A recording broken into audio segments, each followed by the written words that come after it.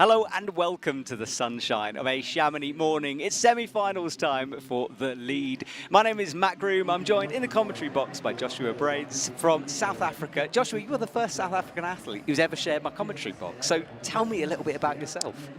Yeah, so my name is Joshua Brains. I'm a South African speed climber. So speed's mostly my baby, but I did start out as a lead and boulderer and then transitioned over a few years ago. So I've actually done World Cups in all three disciplines. And yeah, I'm 20 years old and I'm actually a Paris 2024 qualified athlete. Amazing. So the gentleman next to me will be at the Games in Paris soon competing for medals. And as you say, look, this is where you started on a lead wall. So explain to me, first of all, a little bit about this wall, because looking at the backdrop there, it's a special place to go climbing, isn't it? Yeah, it's a very special place to climb. I would say it's probably climbing's grandest venue. My favorite World Cup on the circuit for sure. I always say if I could only do one World Cup every year, it would be the Chamonix World Cup.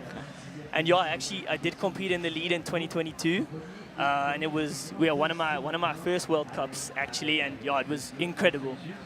This wall's super steep, especially kind of at the start, probably a little bit steeper than it actually looks on camera.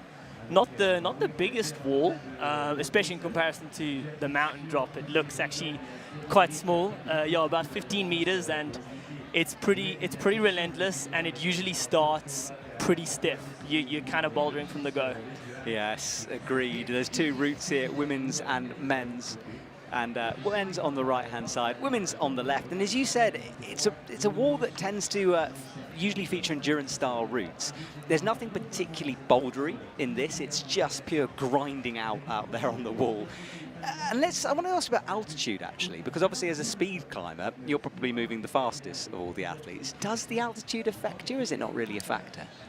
I would say for speed climbing, probably not so much, because it is such a short discipline. And I don't think the altitude here is as bad as, say, like Salt Lake City, where you do find actually, particularly when you're training, you do a run and then you are just a bit more out of breath. The air just feels thicker and it takes a little bit longer to sort of recover.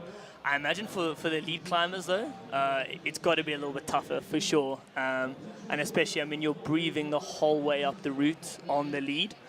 And so, yeah, I imagine it definitely is a factor, but at the same time, quite a lot of the World Cups are at sort of an elevated altitude. So I reckon as well a lot of the guys are quite used to it.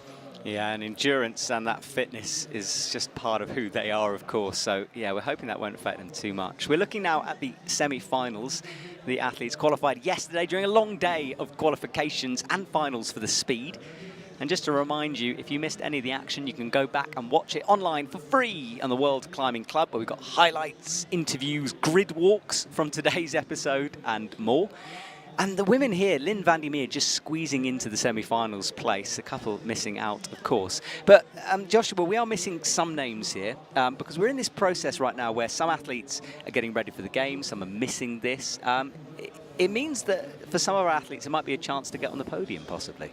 Yeah, it's definitely a smaller field in lead and speed, actually, than the last 2 years. I mean, even just for speed, we were down to, I think, 51, and I think we had just over 80 last year. So it does show there was just quite a lot of the athletes qualified for Paris opting to, prioritize training and preparation for Paris rather than compete at this World Cup and perhaps the one in Briançon in a few days' time.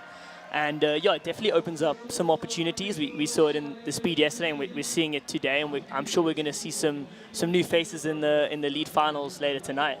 Yeah, it's going to be exciting. And Chamonix is one of those venues where it seems to bring out the best in athletes. The crowd last night, I've never seen a crowd that big for speed ever. It was packed, standing room only in the arena.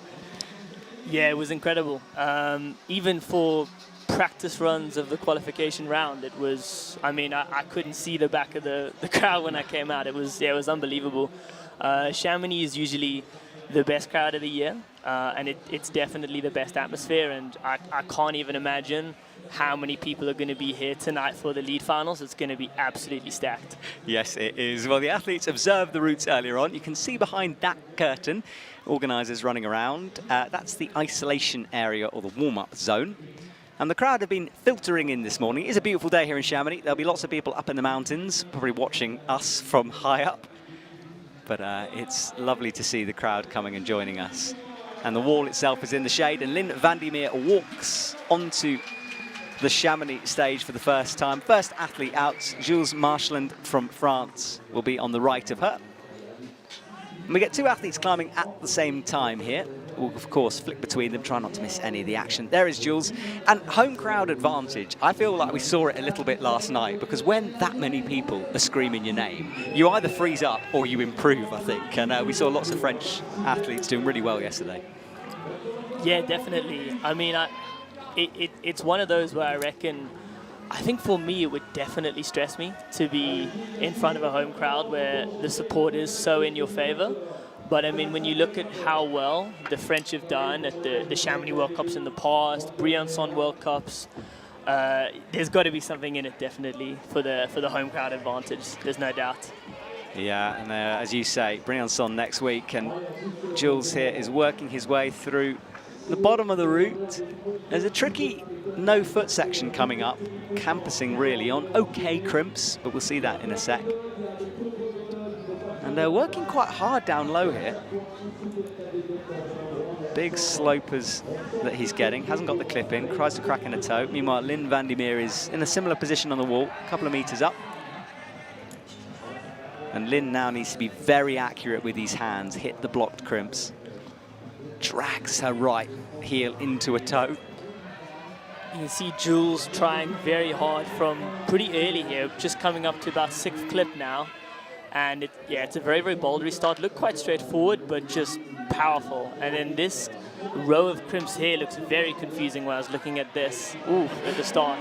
Yeah, you got to I thought it might be a little campus section here. Wow. He's read that well, though, because I think the temptation is to try to put some feet in, and it's better if you don't. Yeah, I wondered if it was sort of a Rose move, but then you look at the feet, and it isn't really anything to the right. And so I think he's done that perfectly, but it must have been quite energy sapping for sure. And now he's into a blocked, kind of a crack created there. Lynn, meanwhile, is going back and forth. She's spread between the two blue volumes. Lots of body tension required as she now brings that left foot into play, makes the swap on the feet, and Jules falls. Jules looked like he was fighting right from the get-go on that men's route. Yeah, definitely. I actually think that this men's route is going to be very, very hard today, especially given the fact that we did have a lot of double tops yesterday in qualification for the men. The route setters would have been under a little bit of pressure to really separate the field in semi today. So, yeah, I'm not surprised to see it really, really, really tough from the go. Yeah, you're absolutely right with that. I was talking to the setters about the qualifying. You know, it wasn't obviously ideal in terms of separation. So they were saying it was more a testing issue and time than anything else, and just slightly undercooked. But these semi-final routes will be back to the normal sort of business end of a competition.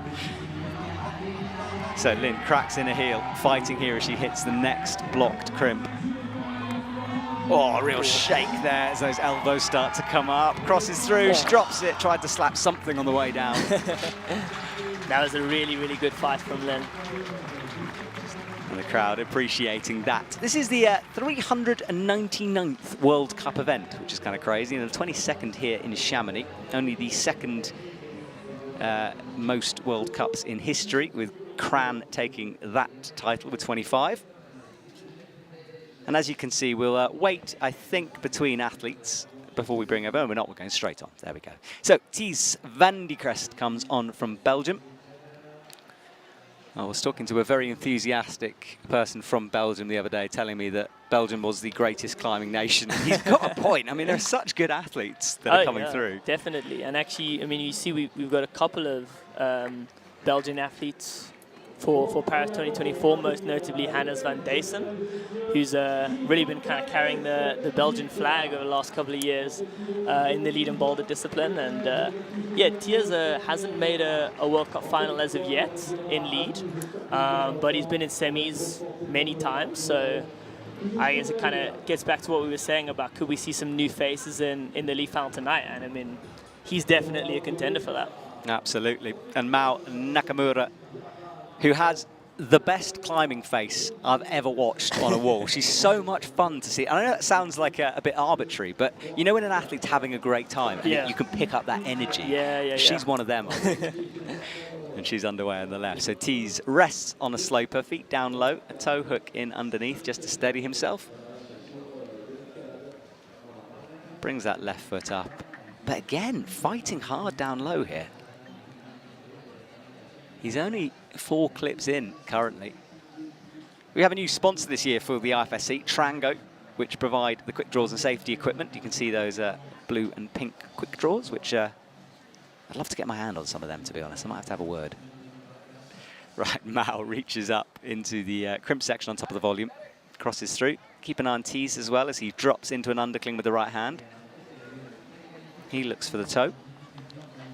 And Mao, interestingly, this is actually her first lead World Cup, according to my I mean, many Boulder World Cups and a couple of Boulder World Cup finals, actually, but first lead World Cup, interestingly. I think she's one to watch, you know. She's very, very powerful, as you say, in Boulder, and we've seen so many athletes carry that power into a lead route. But having said that, this might not be the route for her because it's not particularly bouldery. No, and we saw with Lynn, you're definitely going to have to get pretty high today, probably onto the head wall realistically to make that final tonight. Wow. Huge lock-off strength there with that left arm. He's slightly tangled in the rope. Oh, he's very tangled in the rope now, yeah, so problematic here. He's got to sort that rope out. If he falls now, it's going to be pretty nasty. There, now he flicks it under. I mean, Joshua, explain that one, because rope management is always part of these comps, but that was a nasty position he was in. Yeah, it's usually not a huge issue. It's not usually something you really have to worry about. But yeah, with like a 360 campus move like that, you can just get tangled up, and it is, I mean, it's super spooky because you just don't want to let go there. You're going to get a really nasty rope burn. Yeah, quite a stressful moment there for the young Belgian climber, but he's recovered super well, and he's actually looking pretty good now. Yeah, probably one of those moments which looks worse for us than for him, but he's struggling with the feet. Yeah, he tried to plant that left foot, but it was a bit far. So I wonder if that rope did affect him. Meanwhile, Mao is continuing, but she's as well having to fight here. Cracks in a heel. And slides off. She didn't seem to have the height to be able to pull on that side pull properly. Yeah, it looked like she just went a bit too low on that hold. That hold's one of those where if you get a little bit higher up on it, it gets a little bit, I mean, it's pretty slopey everywhere, but it gets a little bit more positive the higher you get up it. And I think she just shot a little bit too low, and then you can just see just peeled off it. So early falls so far with 4 athletes done. We've got 26 in total, or 26 men, 26 women. We're looking for just 8 finalists to move forward to tonight's final. They'll have this afternoon to go away and recover. Of course, the athletes are used to that kind of a schedule, especially off the back of the OQS series, those competing in that. If you've watched that, you'll know what a marathon couple of days of climbing that was. And Tees leaves the stage. And the day is quite fresh, although it looks very sunny. It's a fairly chilly morning, actually, especially in the shade, and that's where the athletes are, so they'll appreciate those conditions. Yeah, it's been a little bit cooler, actually, this weekend than in past years, definitely. Usually you get really blazing heat in Chamonix, but I think all the athletes have really appreciated just a bit of a drop in temperature this year. All right, well, next couple are out. Masahiro Higuchi from Japan, the lead specialist, will be out on the wall. And then Lucia Tarkas, no time, no hesitation, straight onto the wall for her and underway. Yeah, the athletes observed the route before we went on air, so they get some time to check it out. Now, there is a time limit on this. We can't show you a clock, but we'll let you know if people get close.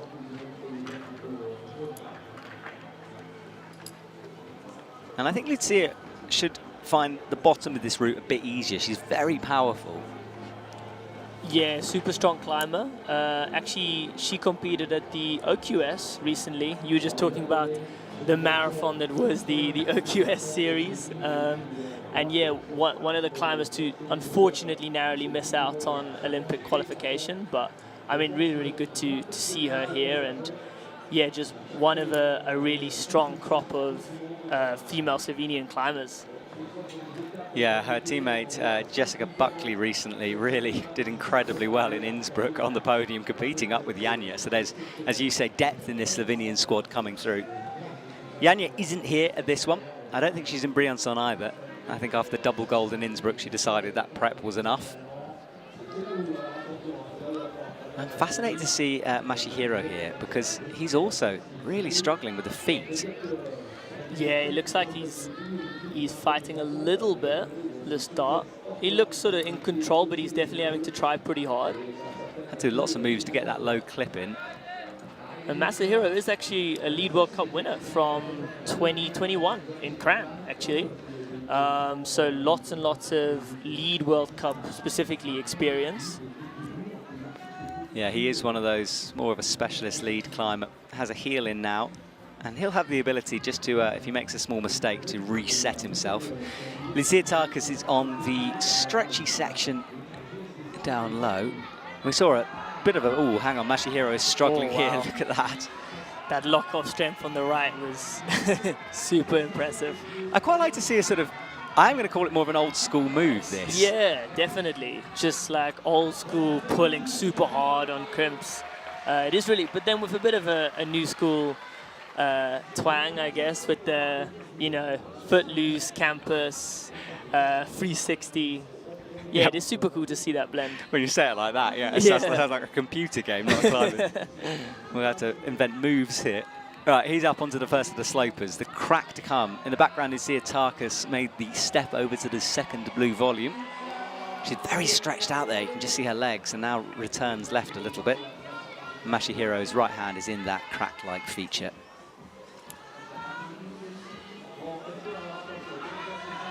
I found this section quite complicated for the men, but apparently it climbs pretty straightforward, follows the sequence. Yeah, when I was looking at it, it looked pretty complicated. And it was quite tough to actually see some of those white screw-ons on those black volumes. But that move there, actually, same move that Tia's fell off. And that's emerging as a little bit of a cruxy move, perhaps. It looks super tough. Lysiatakis as well falls, so early falls down low. Certainly the difficulty stepping up from the qualifying round here. Some big names to come. Imori, Jessica Biltz, Jane Kim are a top three for the women. They all got double tops. And then for the men, there were lots of double tops for the men, but our top three is Toby Roberts, Shion Omata, and Sam Avazu. But Alberto's in there, Adam Ondra's in there, Stefano Gasol is in there, so it's a big series of names. And Lysiatakis will undo her rope and reset. I'm not sure that's going to be enough for her. I think she knows it as well. Yeah, you can just see a little bit of disappointment there with Lucia. I mean, it was a really, really good fight, but she just looked to get a little bit stuck around the same section as the previous two women. But I mean, yeah, it's definitely looking like the kind of route where you're probably going to need to get on the head wall and be fighting it out there. And that's often the case with these Chamonix semifinals and finals.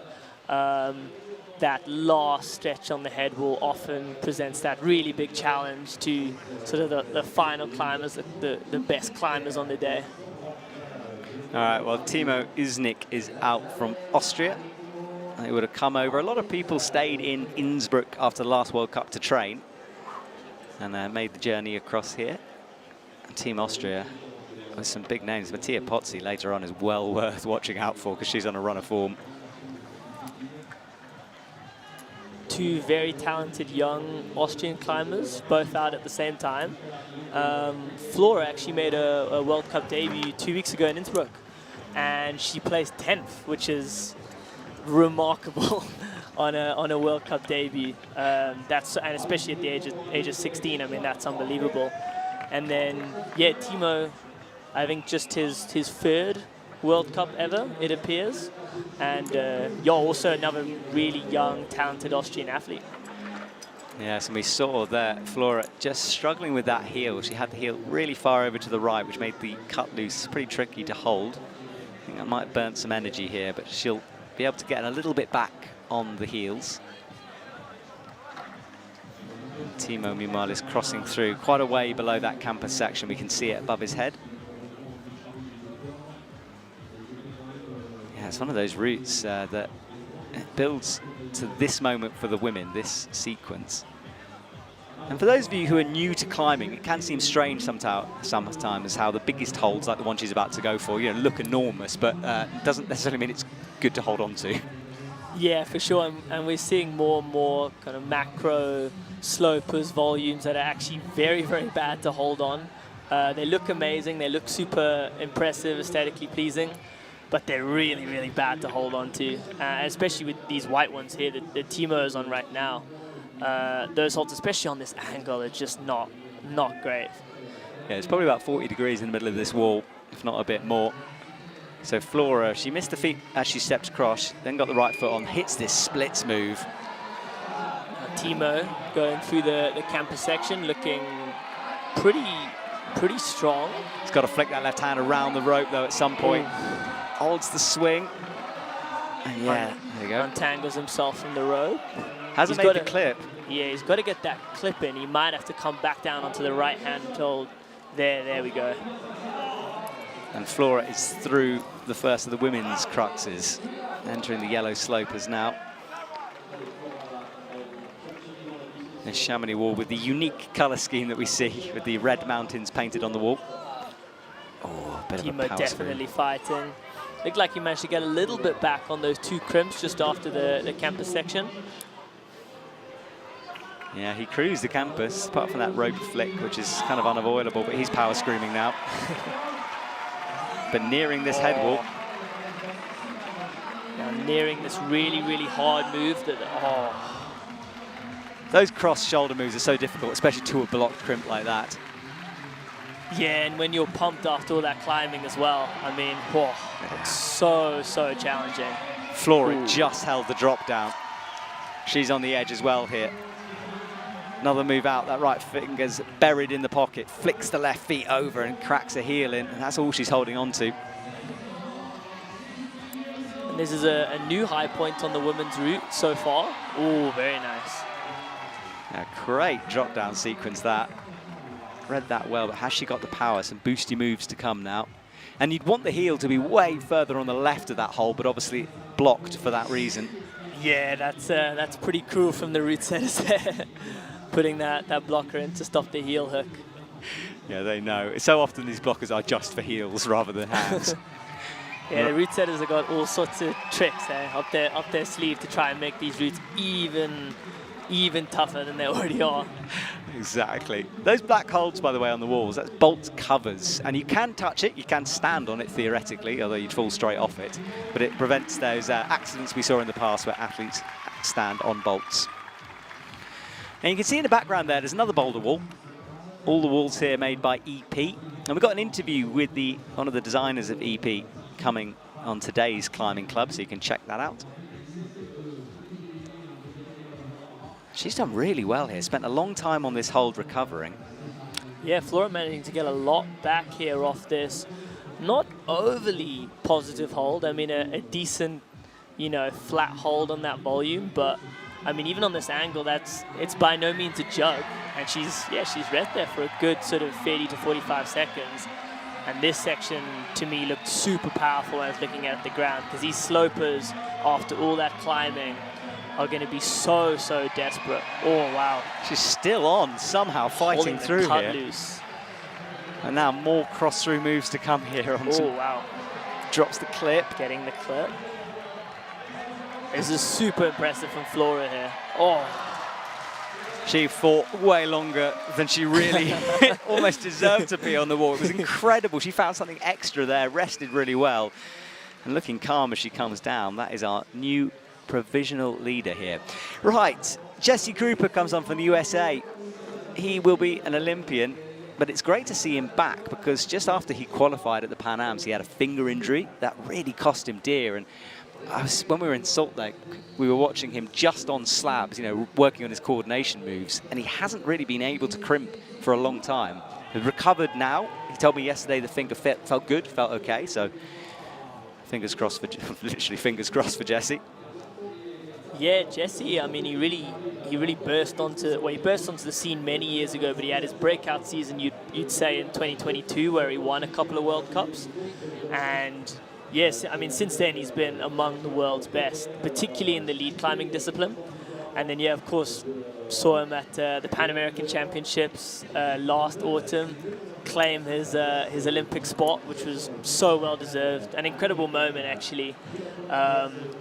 where he got the high point on that lead route right at the end and managed to just get ahead of his competitors and win the Pan American champs and get that Olympic berth. And yeah, first World Cup of the year for him, first lead World Cup, which is, yeah, be really, really interesting to see how he goes. I mean, a good day in qualification yesterday, so we'll see how this route suits him. Exactly, all to play for Jesse, and he won't be seeing this as one he necessarily needs to win, because as you said, it's a return for him. You want to get some of that. I don't know what's called. In boxing, it's called ring rust. I'd like wall rust, whatever it is, comp rust. But he'll just want to get one under his belt, make sure the finger's okay, and remind himself what it's like climbing on a big stage. Yeah, I think comp practice is super important, especially ahead of the Olympic Games. You want to at least get, I'd say, a couple of big World Cups, just to get used to that try hard and just this, like the relentlessness of the routes. So it's really good to see him here. And yeah, I'm really, really hoping he can have a good return to his lead World Cup career, because yeah, he's been an incredible climber to watch over the last couple of years. His endurance just stands out to me, just unbelievable. And I remember actually watching him in Salt Lake, just training quite briefly on like a circuit board, and I mean, he was just going and going. It was super impressive and super hardworking by all accounts as well. Like trains that endurance so hard. So yeah, it's his magic touch, that endurance. And on the left, Juha Kim, another 16-year-old coming in, only her second World Cup, 66th in Innsbruck. So this is a PB already for her. And the youth scene at the moment, it's hard to tell where the junior circuit stops, the senior circuit begins at the moment. Yeah, it feels like the sort of average age of climbers on the adult scene is just getting younger and younger. Yeah, Juha only 16 years old, and yeah, as you said, one World Cup under her belt. And yeah, I mean, it's just like, you're seeing so many of these now 16, 17-year-olds just burst onto the scene and having like really, really a lot of success early, which is so impressive. I feel like in the past, it usually took a couple of years for some of the youngsters to really kind of make a name for themselves and break through on the adult scene. Whereas now it's just like they just come straight in, first couple World Cups, they're already in semis. Oh no. Jesse, I was just about to say that will be a test for Jesse's finger. You know, if you've got a bit of a finger niggle, a no campus crimp section is going to be brutal for you. And Jesse does fall there. So not going to be a finals for Jesse, but as we said, part of his recovery here. So we stick with Juha. And she, yeah, drops off, couldn't work the feet out. Early falls for both our athletes. A couple of early falls for both our athletes. I mean, yeah, real shame for Jesse, of course, but I think he's got to be still super proud just to be back in semis after that injury, first lead World Cup in, well, since September of last year. So, I mean, he's still got to leave with his head held high. And, I mean, it's all really, really good prep as well for a few weeks' time in Paris. Exactly. Well, he will leave the stage. Juha will undo her knot. Next two athletes will be waiting. Just a reminder that the sequence here, the athletes who qualified last come out first. And although you'd expect, because of that, the high point to change, we go down the order, often we see athletes coming out early on, making a bid for finals. So don't leave us. Make sure you stay with us all the way through. Giorgio Tomatis comes out from Italy. He'll be joined by Eloise Dumont in a minute. Chamonix sky behind us, covered in paragliders, not many clouds, a beautiful sunny day here. Giorgio will be taking none of that in. He'll just be seeing the red of the wall in front of him as he pulls on once into his semi-final round. Here we go. Eloise Dumont has just walked onto the stage as well. Climbing quickly down low. There is the Belgium athlete. And Eloise has about 10 years of World Cup experience, actually. Made her World Cup debut in 2014. So been on the scene for a while. Yet to make a final, made tons of semi-finals, but yet to make a World Cup final. So perhaps today could be the day. Yeah, it's certainly a blank slate, all to play for here. And we've seen so many athletes come through in recent competitions. So yeah, let's see Giorgio just doing that sequence slightly differently, opting to bump the right hand to the further crimp and actually look quite comfortable. But yeah, slightly different to the previous climbers. Yeah, solid from him so far, no drama. Eloise cuts loose for a moment, gets that foot in. Just a little bit of a dry fire there with the right hand from Giorgio, but he's composed himself. He's looking reasonably calm. Yeah, he'll rest there for a second shakeout. Those moments can just get in your head as an athlete. You need to put it to one side, but it's easier said than done. So much of lead climbing is energy management. You know, you don't want to burn your energy too early on moves that you should do, and that's where the frustration comes in for athletes often. Eloise moving through the crimps, but the next move is the biggie, moving from left to right on the volumes.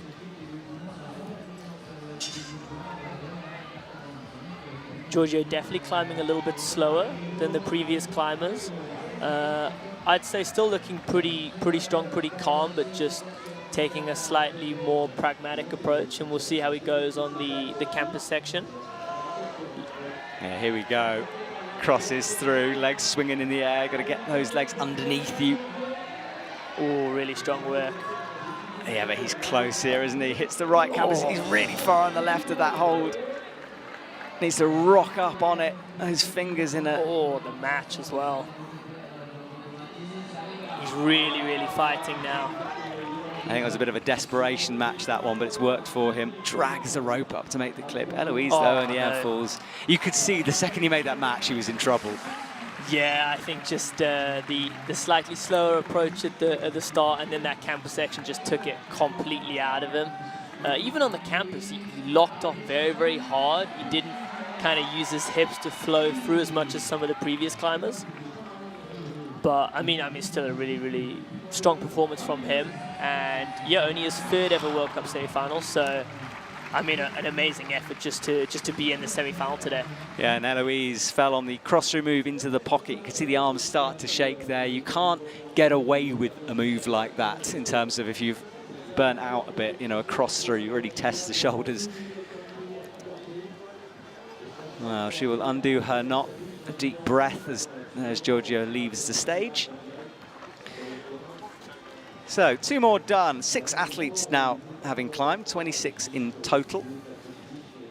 And Eloise, yeah, just thinking about what goes through your head when you were competing, when you come down from the wall, the second you hit the ground, you know, what are you thinking about? I think you're just thinking about sort of the move you fell off and what you did wrong. And I think for me, often as soon as I fell off, my instant reaction was, oh, you know, what did I do? I should have done better. Like, you know, often I would just stare back up at the route and look back at it as if I'm about to get on it in a few minutes' time, which is not the case, of course. You only get one go. Yeah, very different from Boulder, for example, where you get multiple attempts. Yeah. Well, Colin Duffy underway here. Yeah, it's definitely, lead is such an interesting discipline in that sense, because obviously you only get one go, you make one mistake, you're punished quickly. And I always found it to be the toughest discipline to compete in. Of the 3, having competed in all 3, I think lead is the most mentally taxing. Definitely, just because of the margin for error is so slim. Yes, well, this man is used to that margin of error. He's very experienced. He will be an Olympian. Colin Duffy made the finals in Innsbruck for lead, which was great to see, actually. Nice to see him fighting back. Didn't struggle a bit in Boulder. Much better in lead. Not a massive USA team here. A few coming through, but Brooke Rabatou, Natalie Grossman, they are staying at home to train. Yeah, quite a few of the US contingency did opt to stay at home and just prioritize Olympic preparation in speed and in the lead and boulder, which of course makes a lot of sense. But we did see Sam Watson, of course, Team USA last night, getting the win in speed, and he is a Paris 2024 qualified athlete as well. So yeah, we'll see. I'm really excited to watch Colin tonight. I actually think this route could suit him from what I've seen so far. Yeah, so let's see how he gets on. Hélène Janicourt is on the left of your screens. She was at the OQS, didn't qualify, up against some tough competition in terms of our athletes and also her teammates. We saw lots of inter-team rivalry going on. But Hélène yesterday seemed more relaxed than I've seen her in a while. Walking through the athletes, she was smiling, she looked chill. So let's see if she can translate that. Colin Duffy, meanwhile, rips outright. Looking, as we kind of expect, pretty powerful here. Looking really comfortable through that. I'd say the most comfortable we've seen so far through that campus section. Getting a little bit of rest now. Yeah, absolutely. On these two crimps. His kind of a move, eh? Yeah, definitely. I mean, he's just such a powerful climber, and he's got tons of endurance as well. So I could see him really being able to fight through this next section here, where we've seen a lot of the other climbers just get super pumped and come off. Hélène made the transition across the volumes easily. She had a very low left foot. She's tall and could make it work. Now tips over the right foot onto a crimp and comes into the undercling that she locks off. Puts a heel in for the clip. Colin, meanwhile, he starts to traverse left now. Nearing the head wall, you can see the metal coping above his head. That's where the angle changes. Gone for a slightly inching approach here again, bumping the left hand, which is going to make this next move a bit further away for Colin. But he's found the foot, and now he's going to have to really, really lock off on that right hand. He's forcing his own leg out almost. Yeah, he missed the foot twice, got it the third time. Hélène crosses through. This is where we've seen a lot of women fall, and she's in. And Colin really battling here. Fits into that box. He's ignoring the clip. He creeps the hands up towards a bad three-finger drag. Oh. Colin falls on the head wall. That could be enough, you know. Yeah, I think Colin, our first man to get just onto the head wall. And yeah, new high point on this men's route. And I reckon that's a decent bid for the final. I mean, that section is so hard. I think anyone who can push through those really, really tough few moves has got a very good chance of just sliding into the top 8. So Hélène rests on the jug-ish hold. And I say ish, take that with a pinch of salt. What's a jug for these athletes is not for mere mortals. But it is a position where you can recover here. And Hélène actually won bronze in Chamonix last year in lead, which is, yeah, interesting. So she's got, well, a history of success here in Chamonix in front of her home crowd. So we'll see if she can get back into that final tonight. Yeah, she rocks up on that heel into the sloper. Good work. I see Flora, who stayed on that hole for a long, long time. Hélène, slightly different approach. Brings the right foot up, a high left heel. Now, for the first time, having to battle. She's in some trouble, misses the sloper. And waves goodbye. Just in two minds a little bit there, Hélène, about whether to get that high left heel or just go like we saw with Flora and just take the cut loose. Either way, it looks brutally hard because that left heel on that sloper, you're not going to get a lot of purchase with it. But at the same time, you know, when you're pumped, taking a big cut loose, going up with the left hand, that's a big burly move, which is a Flora managed to stick, which was so impressive. And yeah, Hélène just coming off there, but still a really, really good effort. And we'll see. I mean, that could potentially put her in the mix for finals, but obviously lots and lots of climbers still to come. Exactly. We'll have to wait and see. Stefan Schetz is climbing now, underway. Quickly through the bottom of the route. Yeah, that angle's good, actually. You can see how bad the sloper is. It wouldn't be too bad if it was on a vertical wall, but it's not. It's very steep. And you can see there as well, those crimps are blocked. Just giving it even less for the fingers. Another thing I noticed with this men's route earlier was just like how few feet have been put in a lot of players. A lot of cut loose. There's a lot of using the volumes for your feet. And that's just going to be so taxing on the forearms and the fingers, just getting you even more pumped. And we're seeing Stefan having to, like many of the athletes, having to try quite hard early on this route and batting a little bit with that clip. Yeah, I think that clip cost him pretty dear, actually. He's had to reverse the move, picked up the rope, dropped the rope. That will have burnt some energy. You can see how fast he's climbing. He'll be wanting a rest at some point, needing some shakes here. Our camera's on the wall, really showing all of the angles. No chance of a rest, of course. He's got the campus section to come. But as you can see the speed of it, it's almost rushing, just catches that, powers up again. Nice.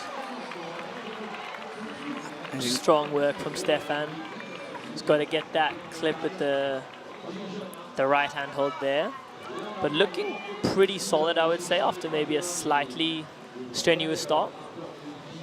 Yeah, I think he had to dig deep into the power reserves there, but he's a powerful climber, so he's made it work. Adjusts the hands on the sloper. And another accurate move to come, just fingertips in that crack. And you're right about the lack of feet, actually. You can see how much he's swinging the feet around, trying to find any foothold. That's a bit of a wild jump. The athletes will be looking for the plus point by going towards the next hold, using the hold. You've got to move the center of mass and gravity towards it. You can't just be falling off backwards and slapping. Natsuki Tani is underway. Now, she's an endurance queen. We've seen her many, many routes, never let go. Similar kind of style to Aimori, I always think, in terms of liking the static moves. Yeah, I think so, and I think she's quite a similar height actually to Aimori, one of the smaller athletes in the field for sure. Yeah, just unbelievable endurance, just keeps on climbing. Definitely more of a lead climber, again, similar to Aimori. And yeah, just loads and loads of lead World Cup experience, a couple of medals as well. So we'll see how she goes today. Yeah, it's, again, the kind of route that will probably suit her. Clever left foot there, underneath that volume, almost jamming it in. That's a good bit of climbing from her. Actually, from this angle as well, you can see how bad some of these crimps on the blue volume actually are. I think sometimes with lead, from an audience perspective, you can't always tell just how bad the holds are and how tough the routes truly are. When you get those close-up angles, it really puts it into perspective. Yes, it does. Well, she's through that sequence with no real drama at the moment. Slopers to come. You can see the jibs on the holds. They'll be for thumbs, for feet. She's choosing to rest here on the slopers. Crimps to come, of course. You need to adjust those feet, get it high, and a bit of a flick up above her head as she latches onto that blue hold. Climbing high above the audience now. Great to see the kids on that EP wall. It's totally free. You can come and try it if you are in Chamonix and you are inspired by the athletes on the wall.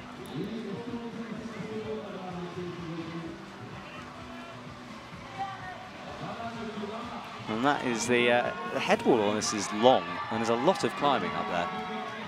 Yeah, and in kind of classic Chamonix style, the head wall, it's not just straight up. There's a little bit of zigzag. You're going to traverse over to the left a little bit, come back right, and then finish out left. Just add some more moves onto that head wall. She's cruising through that move. Paul Schempf, meanwhile, is underway for the men. He had a very tense qualifier in Budapest where he didn't make finals, but he was in for a shout and just had to watch his teammates basically compete for his place. He couldn't do anything about it apart from watch. Yeah, that's right. I mean, I can't even imagine what that must have felt like to have to watch Mejdi and Sam, and really their performance was going to be the determiner of whether he goes to the Paris Olympics. And yeah, he is a Paris 2024 qualified athlete. Yeah, like just last few years has been consistently, I would say, right up there in lead and boulder. Yeah. Just want to sort of point out quickly while she's still there, that double heels on the left, that position. You know, we talk a lot about height in climbing. That's one of the moments where being a little bit shorter can actually be helpful. Yeah, definitely. I think Natsuki is the first girl we've seen put in the double heel, which is interesting. She's actually looking very, very comfortable right now through this section. Paul falls on the campus. That's interesting. Unexpected, I think, that. Well, we stick with Natsuki Tani here. I just seemed to very quickly run out of steam there. Yeah, Natsuki trying that high left heel and just did not have enough height at all to hit that hold. I think the way Flora did it, just taking the cut loose, is probably going to be the best way to do that move. But I mean, it's super committing and super, super powerful, especially at this stage on a lead route. Absolutely. Well, Flora's run looking better and better now. She climbed early on, but I think she's still on the top. Yeah, she is still the top spot with 38, 35 plus is Hélène Génicourt. And those are the paragliders I was talking about. Thank you, camera team. Brevant behind that cliff with some iconic rock climbers, multi-pitch routes on it. And a perfect day for flying. And I think the paragliders are taking their moment to watch a bit of World Cup action from the air, which is pretty cool. Yeah, they're certainly flying closer and closer to the wall, it seems. You can come and do a tandem flight. Right, Max Berton gets a big reaction. Brother of Oriane Berton. Oriane not here this weekend. But Max, you know, he hasn't competed that much. He was a bit of a young prodigy coming through from the Reunion Island, did some really hard boulders when he was younger, and now sort of starting to make his indent on the senior circuit here. Yeah, he's a name that's been, I'd say, quite well known the last few years. He's just a super, super talented young prodigy, as you said. Had a lot of success on the youth circuit. I even remember watching him in the lead back in 2022 in the Youth World Champs in Dallas when I was competing. I mean, the routes would just look far too easy for him, to be honest. He was just absolutely in his element and just so confident as well. And yeah, obviously younger brother of Oriane Berton, so that the Berton family just supremely talented.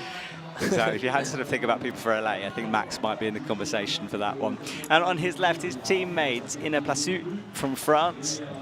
A name that both of us, we had to sort of look up and find out about. Because, again, coming through here, she's been competing for a while, but Innsbruck 37th, but not many comps, only 2 this year, and one of them are Europeans, the second World Cup of the year. Yeah, I think I reckon she's one of those climbers that probably has just got a little bit lost in the shuffle with just so many strong French female climbers in the last few years. I mean, the depth in the French team is just absolutely incredible. I'd say Japanese and French team are probably the 2 teams that stand out when you just talk about the sheer depth and the quantity of world-class athletes that they have. And yeah, I mean, she made her World Cup debut in 2020, so she's got about 4 years of experience, but obviously not a ton of World Cups in those 4 years. So it'll be super interesting to see how she does today. Yeah, and coming through on her home World Cup here in France. Max Berton, meanwhile, cruising currently. Let's see how he does the campus moves. You saw Paul Gempt, his teammate, fall just now, but Max looking pretty relaxed up there. He'll know what's to come, though. Those crimps, not terrible crimps. And look at the power from Max. Gosh, on that first lock off, he looked like he barely needed to try. I love that. Super cruisy. If I was in a gym, those campusy moves are like something I love to do, and I think a lot of climbers will see that sequence and think, yes, I'll have a bit of that. Definitely. Well, Max now reverses down. He rests on that crimp. Let's keep an eye on Ina on the left. She falls, missed the kick. A lot of people have done that, kick the wall rather than the jib below and then adjusted onto it, but she just didn't seem comfortable with that kick, and you can see how disappointed she is in that. And it's worth remembering with some of these athletes, especially French athletes, you know, as you said, they are fighting for places within the team, you know, and a semi-final performance like that, you know, she's going to struggle.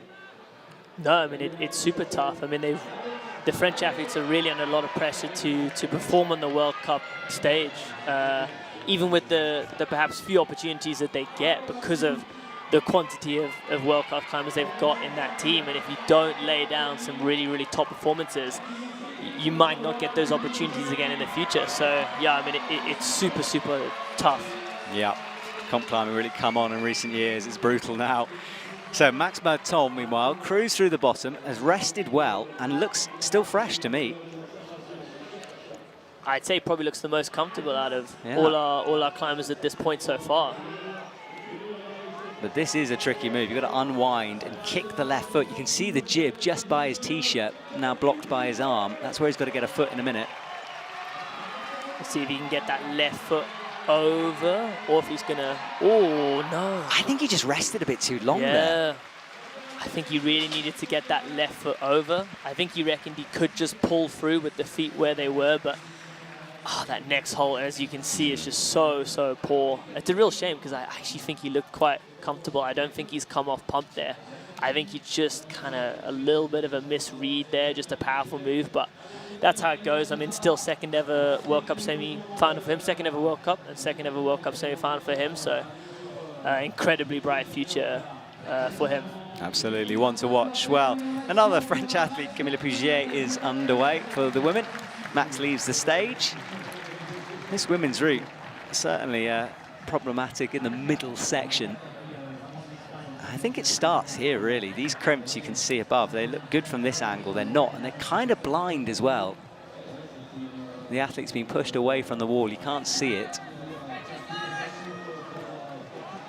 Big move out, cracks the heel in, and she'll rock up on that heel, but watch the release here, dragging this toe down. I think you can do it without putting that left foot on, but it's so much more powerful. Just had the reach on the slopers there, and that makes the adjustment. Sasha Lehmann is on.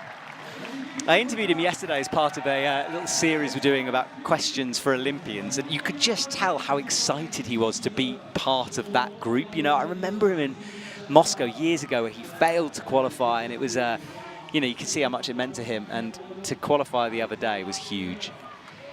Yeah, I was so happy to see him qualify at the recent OQS series. As you said, I still remember actually watching that Moscow European Olympic qualifier event back in 2020, and he was, he came second to Alexei Rubtsov, was, and just, but I mean, the finest of margins just left him out of Tokyo, and he just looked absolutely gutted. I remember feeling so sorry for him. So it's amazing to see him now qualified for Paris, and yeah, I'm super excited to see how he does today. Because obviously lead is very much his game. He's won a couple of lead World Cups actually in his career, and so yeah, I think definitely a strong contender for finals tonight. Yeah, let's see if Sasha can put it together. Camilla Pugier, meanwhile, is higher. She started climbing earlier on. Sasha cuts loose there for a sec. That was powerful with the shoulders. So Camilla works her way through. That left foot high on the wall, and a bit of a scream as she comes up onto the block crimp. Good work with her hips as well. Good positioning, but we know how hard this next sequence is. Has she got enough left to do this cross route? Eyes wide as she's trying to take it in, and a bit of a grimace as she works that right hand into the pocket. Unwinds. Releasing that left hand is so powerful on that two-finger pocket.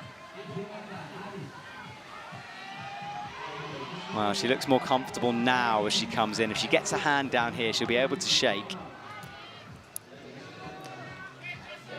Sasha, meanwhile, entering the section where the crimps are.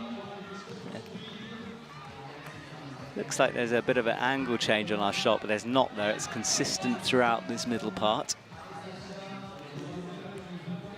Sasha now approaching the campus section. One of our shorter athletes, I would say, in the field, so it'll be interesting to see if his approach is any different to the others. So far, not so much, just trying super hard and trying to use the hips a little bit to get a little bit of swing going through that 360 campus, but he's looking nice so far. Yeah, easy through there for Sasha. You have to try hard. I think everyone's going to make it look difficult because it is a hard sequence of moves. But he is safely through and will rest on the high crimp. Camilla is still on the good hold here. How's that right heel in?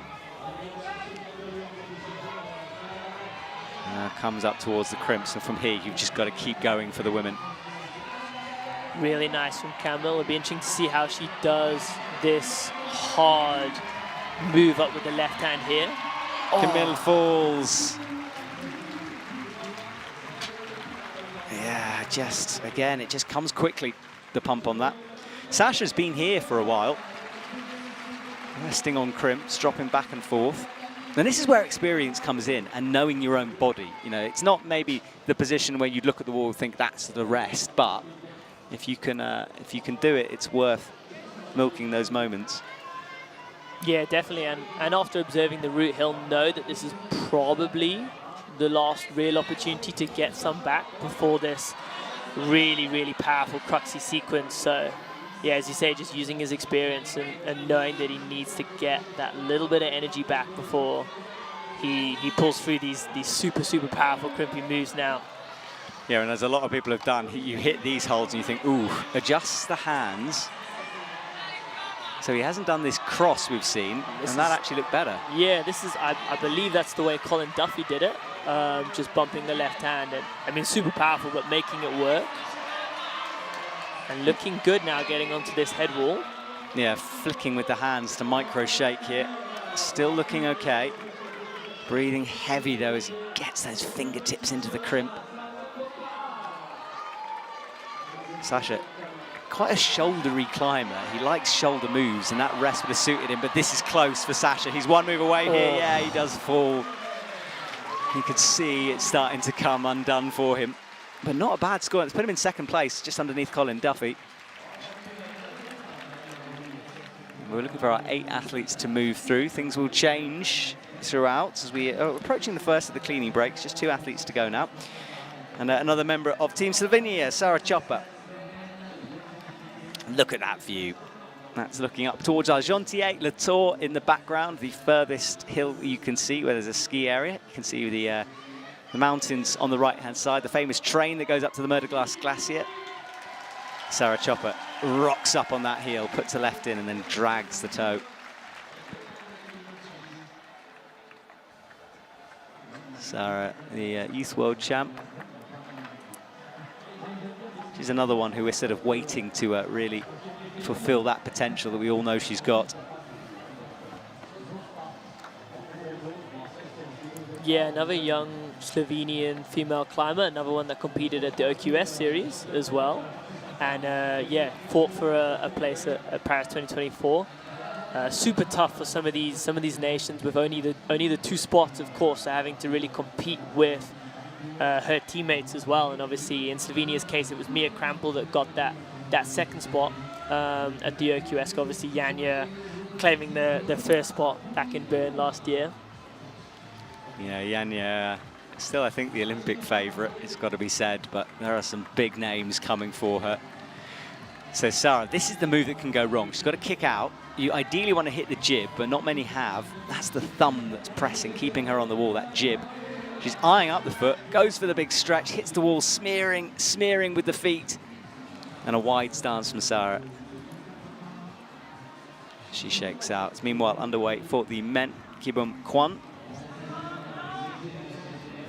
Up and through, Sarah Chopper in this stretched position now drops the feet in, and big drop knee from Sarah here.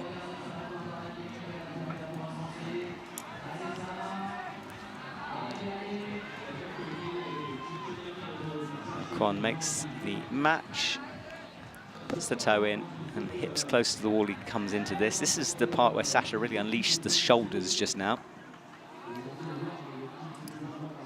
And Kwan only 17 years old. So yeah, one of the youngest climbers in the field. And actually it's interesting, I've noticed a lot of very young Korean lead and boulderers coming through this year and last year in the men's and the women's. It's been really, really interesting to see. They've obviously got some amazing young talent that they're giving opportunities to at this young stage, which is, yeah, it's awesome to see. And they're having, yeah, success early on as well. Yes, they are. Well, we saw Sarah Chopper fall there, an early fall from her, a bit of disappointment. She looked good coming through, but then all went wrong in the middle. Con gets that toe in, adjusts. He's looking for a kind of a knee scrub in there. There's not a knee bar to be had. But you're right about the Korean team. I mean, people like Do-Hyun Lee, for example, in the OQS was so impressive. And we do return to Korea. Last World Cup of the season,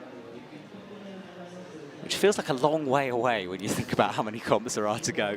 Yeah, it'll be interesting to see actually with that Seoul World Cup in October, how many of the Olympic athletes, and if people look to try and finish their season in their year sort of in the summer, or if they look to keep going until September, October, because obviously we've got a couple of other events then as well. Yeah, it'll just be interesting to see the fields and some of the names at those competitions. Yeah, that's in the future. He drops back down to rest here. Stretches up again. Yeah, it's a big one in Korea as well. It's not just a Boulder World Cup as we've seen before. Right, so swings the feet over, looking good at the moment. These volumes can be used to your advantage. You can see that left toe hook underneath, locking him into position. And there is Oceana McKenzie out on stage. Again, she's in this Olympic build-up stage. Look good in quali. Yeah, Oceana, continental champion, of course, in lead and boulder. Paris 2024 Olympic qualified. Also a Tokyo 2020 Olympian. On falls there. And yeah, you would say with Oceana, probably more of a boulderer, with a couple of Boulder World Cup finals behind her. But also lots and lots of success, lots of semi-finals in the lead discipline, and yeah, really showing her class yesterday in qualification. Yeah, and young too. I always forget she's only 22. When you talk to her, she's so mature with the way she approaches climbing and life and travel. Oh, and look at that stretch position there. That's so powerful. It's deceptively powerful to do that. And she actually hasn't opted to put her right foot on the little jib either. She's just put her foot flat on the volume and just, yeah, using that flexibility massively. Yeah, I wonder if the heel was just pressing in. Yeah. That was smart climbing from her. And I think the power came from the accuracy of that foot placement. Now she locks here. You can see the leaderboard on the right. Flora still leading the way with 38. Down in the danger zone at the moment is Mao Nakamura on 22+, but that now changes. Zosh McKenzie comes into the 8th spot, pushing Mao outside.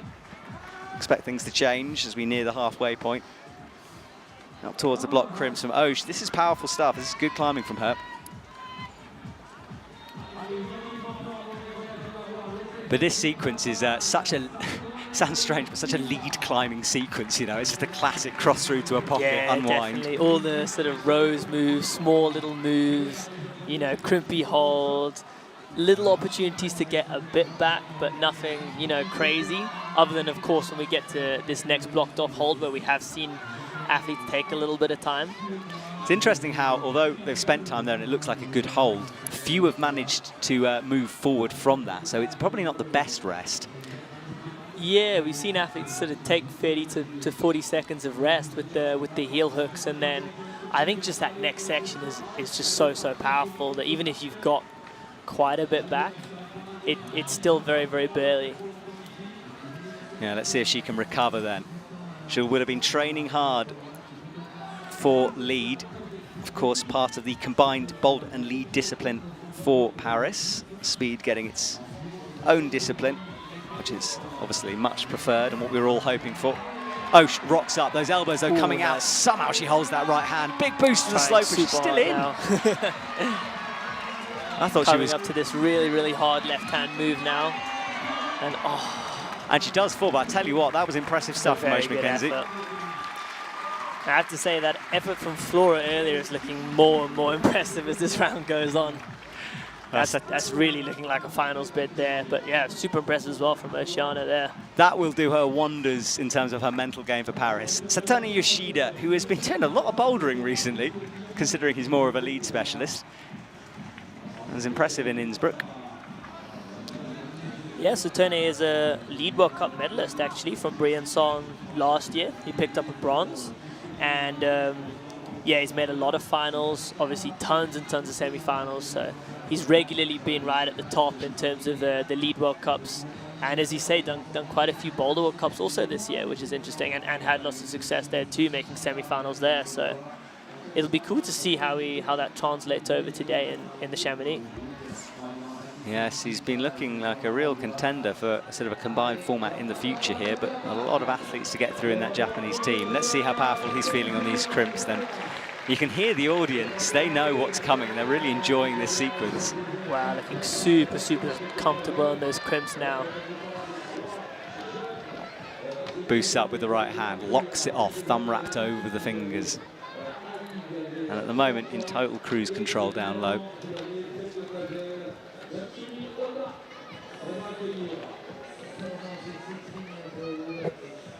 They're pretty good, those crimps, you know.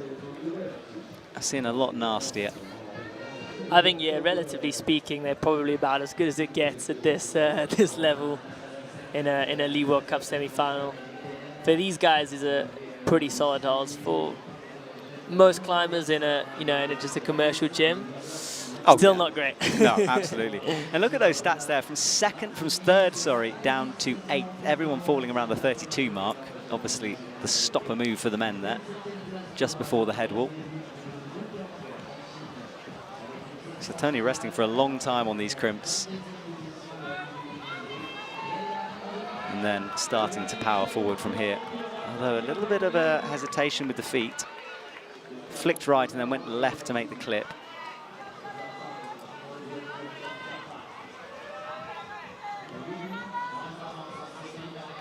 Keeping the feet really low for that move and taking the cut loose.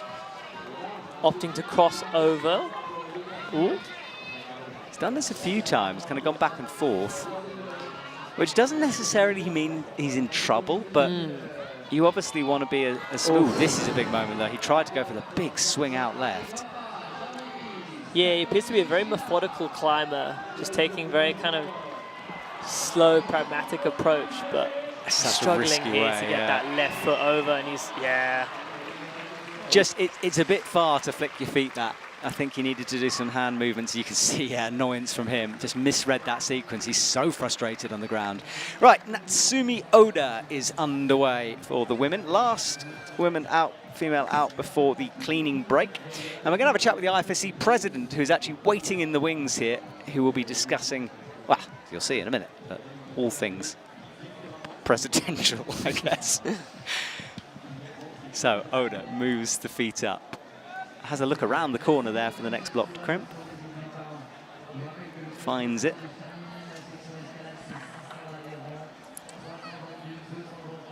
And reaches up for the clips here. So the men's route is done. There'll be a cleaning break there for the men. We'll stick with Natsumi Oda for the meantime. And this is Natsumi's third ever World Cup. She made her debut last year in Wujiang, and she actually made the final, interestingly, on her World Cup debut. Only 16 years old, so just yet another super, super talented young Japanese athlete, as if they don't already have enough. I know, it's just unreal. I mean, there are times when you know the Japanese have kind of brought their B team, and I say that with quotation marks because, as you said, they often make semi-finals and finals. Yeah, the competition just to get into that squad is huge. It is amazing that it seems like they have sort of 15 or 20 climbers in each discipline that could contend for finals. It's unreal. Well, Oda rests now. Her teammate Miho Nanaka, who has now qualified for the Olympics, she's not here. Big boost up towards the crimps. This is good work. We know what's coming. This cross-through move, that pocket beckoning.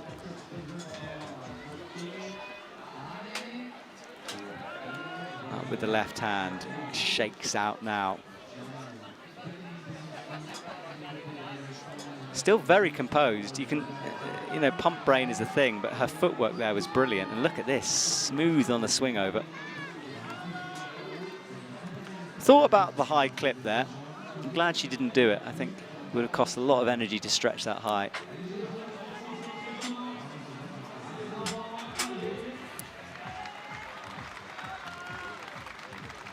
And now she will drop that down and rest here on those cheetah holds in the middle of the wall. Gets a toe hook in. That's a good position. Yeah, that's something we haven't really seen, actually. Most people have just whacked the right heel on, but yeah, opting for the toe, which is interesting. Yeah, pushing with the left foot, hooking with the right. Looks awkward, but it is not a bad position, actually. Now changes it to the heel. So adjust the hands, move to the left, a little flick before she continues. And not resting as long there as we saw the previous climbers, which is interesting, but looking pretty comfortable, I would say, right now. And this is that really, really tough left-hand move. Oh. And she does fall. Well, I think she was starting to burn out. That's why she moves on. Now, Joshua, you're going to go away for a bit, have a rest, get a drink of water. We're going to bring the IFSC president into the commentary box to have a little chat about many, many things. So, Josh, I'll see you in a bit. So the cleaning break will continue, and we will have a look at the results while Marco comes and gets himself set up. So Sasha Lehmann in the top spot, 35 plus, joined by Colin Duffy on the same score. Count back meaning Sasha goes up. And then as we go down the list, Thies van die Crest in 8th position, 32. Good position from him. In the danger zone, though, of course, Jules Marchand is now pushed outside. As we go down the list, Paul Jempft and Jesse Gruper falling fairly low in the same spot on those crimps. Right, I'm going to bring in a very special guest right now because in the commentary box we have Marco Skolaris, IFSC president. So Marco, first of all, how are you enjoying the Chamonix World Cup here this morning? First of all, good morning, Matt. Hello, everybody. Yes, it's the perfect stage for our World Cup, and you know, we have the Mont Blanc, and we have pleasant temperatures, and yeah, everything is going well. At the same time, we cannot ignore the fact that if you see the glaciers who have been here in the last 30 years, they haven't disappeared yet, but the mass of ice is reducing every year. It's really matter of concern, I would say. It's interesting you talk about that. I mean, because we don't talk about sustainability that much within the IFSC. I mean, obviously you are a mountaineer yourself. Is that something that does concern you and that you have your attention on for the IFSC?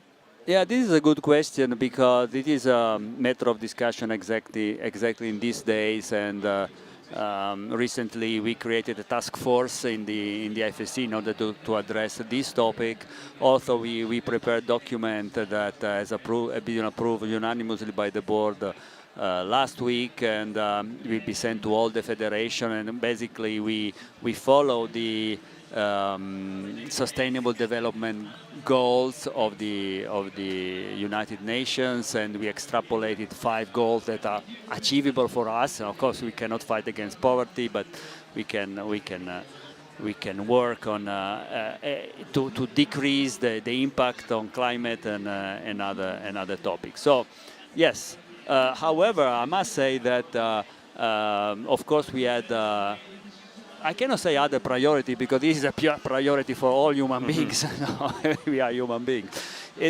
We had other priority. We had to really focus on other things, including the inclusion in the Paralympic Games. And I think now time has come to tell people what we are doing. For example, in the office, nobody's coming with a private car. Yes. So, you know, we obviously know we travel around the world, but yes, we're trying as much as possible to reduce that impact. We do it, and even I mean myself, I book my flights myself, and I choose the aircraft I'm flying with because they are different between an aircraft and another.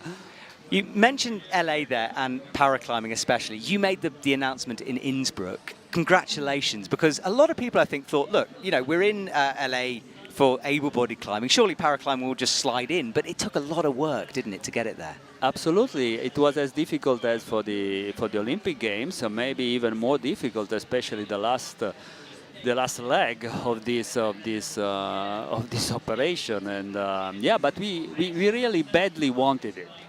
Why? Because this is one world, and if you go to a gym, you go to a crag, you climb together. Men, women, elder people, young people, kids, whoever, and also climbers with a disability and climbers without a disability, no? Or with a different ability, because this is the definition I really like. Well, we cannot wait to see our paraclimbers compete in that. I wanted to, you know, ask you a bit about yourself, because when we say IFSC president, we see you on stage handing out the medals. But just tell me a little bit more about your job. You know, what is your role within the IFSC? Well, I had to change my life somehow, especially in the last few years. I've been a photographer and journalist, sport journalist and a photographer, mountain photographer for many years. But then the commitment in the IFSC grew and grew, and I had to work for the IFSC full time. Well, the job of the president, well, we moved from a president who was doing everything, including teaching judges, including you know, printing the regulation and send them to the national federation, to a more structured organization, the IFSC today. So a more, how do you say, usual operation is that the president is representing the IFSC everywhere and made this sport known, because the big issue is still to make people understand what we are talking about. No, I can mention an example. We had this Olympic qualifier series event in Budapest, and there was a president of quite a big National Olympic Committee who had never seen climbing, and even before the competition, he approached the wall, the lead wall, and he said, "Incredible! It's impossible! It's impossible that you climb there." I said, "Well, it's possible. Please stay with us and you will see. So it's interesting you say that. So, you know, we've seen it in terms of the growth of the sport and more people coming into it. You took this organization from a really basic starting position. Yeah, we were on rock, we were, you know, the rules weren't there, and you've grown it into this. Just tell me about that transition, that change over the years. Yeah, I mean, I had the privilege to be one of those who really started the game, because we began thinking of having climbing competition in 1984 in Italy. We had some competitions in the Soviet Union. It was mainly speed. But then the first time we started talking about what we call lead, the whole difficulty at that moment was 84. And we were quite reluctant. Our community in Torino, a city where I live, not everybody agrees, including me. I say, well, we are free thinking. We are, we were a little asocial. Well, why should we have competitions? I mean, who cares? And eventually we decided to do it because I said, well, someone will come and maybe he or she will not be a climber, so better to have climbers managing this. And then yes, immediately the first competition were on rock, but quite soon we realized that it could not go any further because we had to modify rock in order to accommodate this competition, and also it was quite popular. We had the event in 85 and 86 in Bardonecchia, which is an Olympic city close to Torino, and the 86 we had 10,000 spectators. So imagine, well, actually it was the city, the town was quite clever. They really closed the valley, and the access was only on public transportation. And therefore, we calculated the spectator was 10,000 people. And then again, we saw the impact on the environment. You have, in a mountain, small, narrow mountain valley, 10,000 people. Then even the most educated people, they leave some trace, huh? Yeah. And not only that.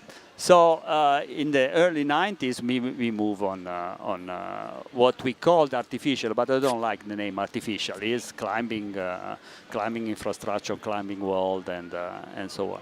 And then at that time, we were together with the mountaineer. We were with the UAA, the International Mountaineering Organization, but the sport was growing. We had some frictions, and we tried to live together, but eventually the mountaineer asked us to leave. They said, better you leave. And we did it. We did it in 2007. We created our own organization in Frankfurt on the 27th of January.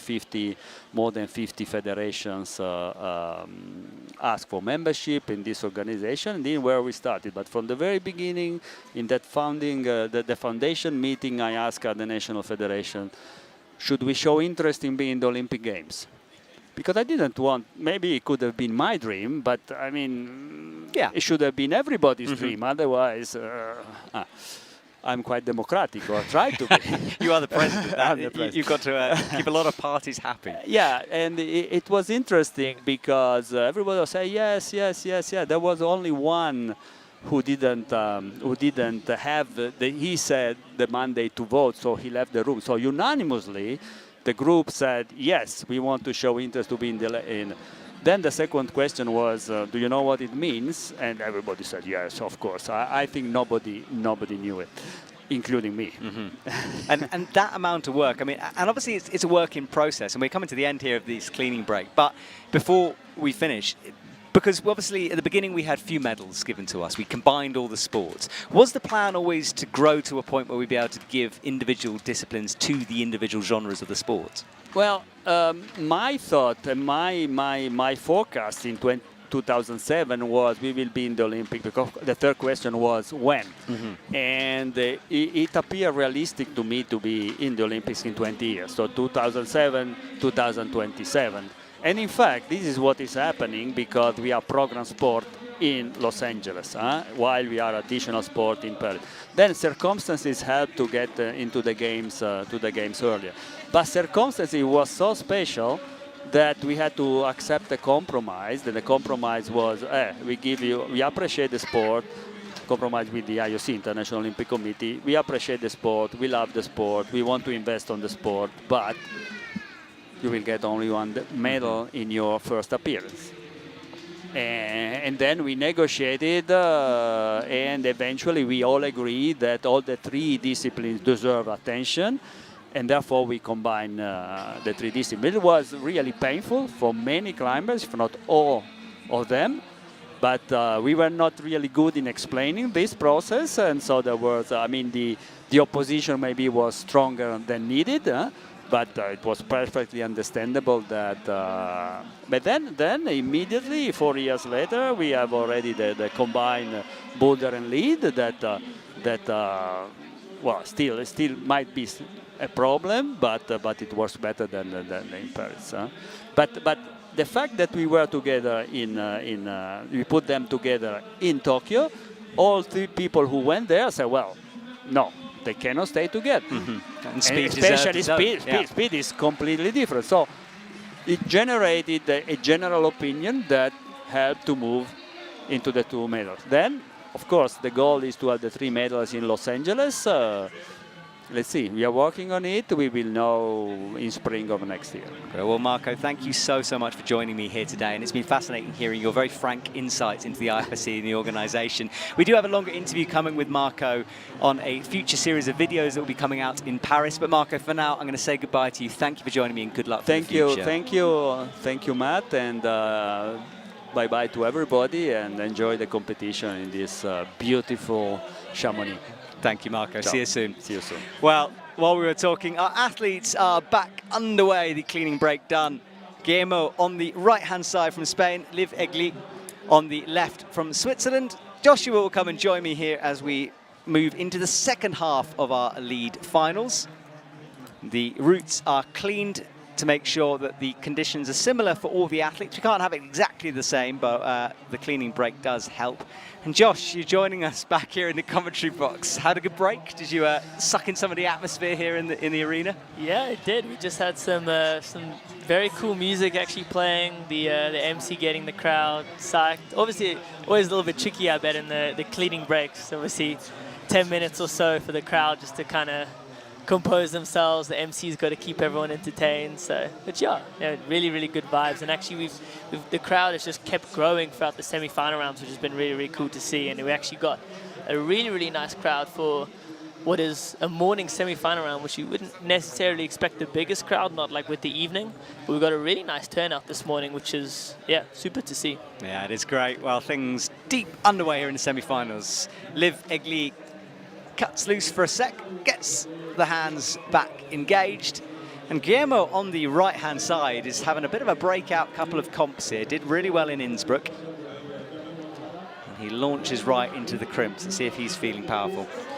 Yeah, so Guillermo has had an incredibly successful youth career with a lot of success in the European Youth Cup circuit. Only 18 years old, so very, very young still.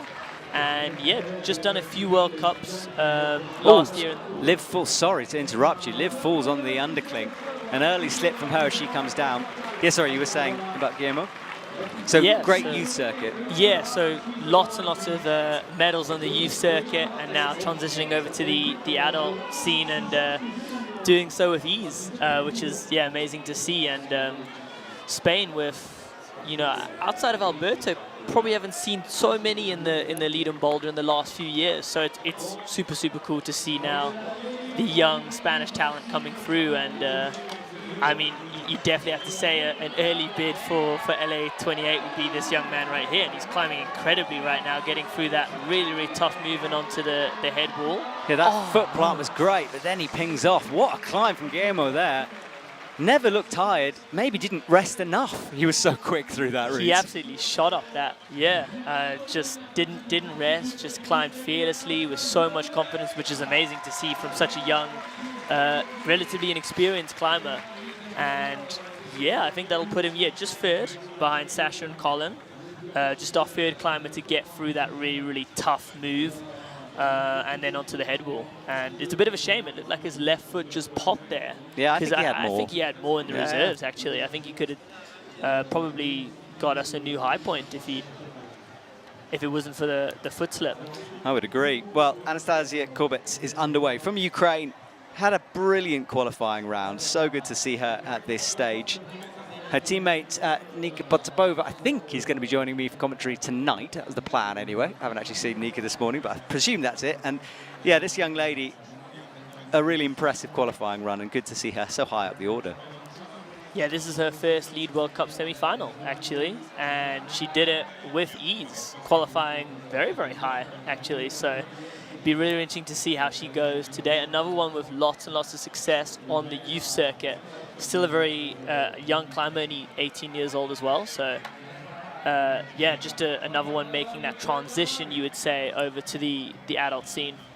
Yeah, she topped out the second women's route yesterday. For sure, she's punching here, not above her weight, because obviously so talented, but as you say, first semi-final, and the pressure really ramps up at this point, so anything she can do here would be incredible. Cracks in a heel.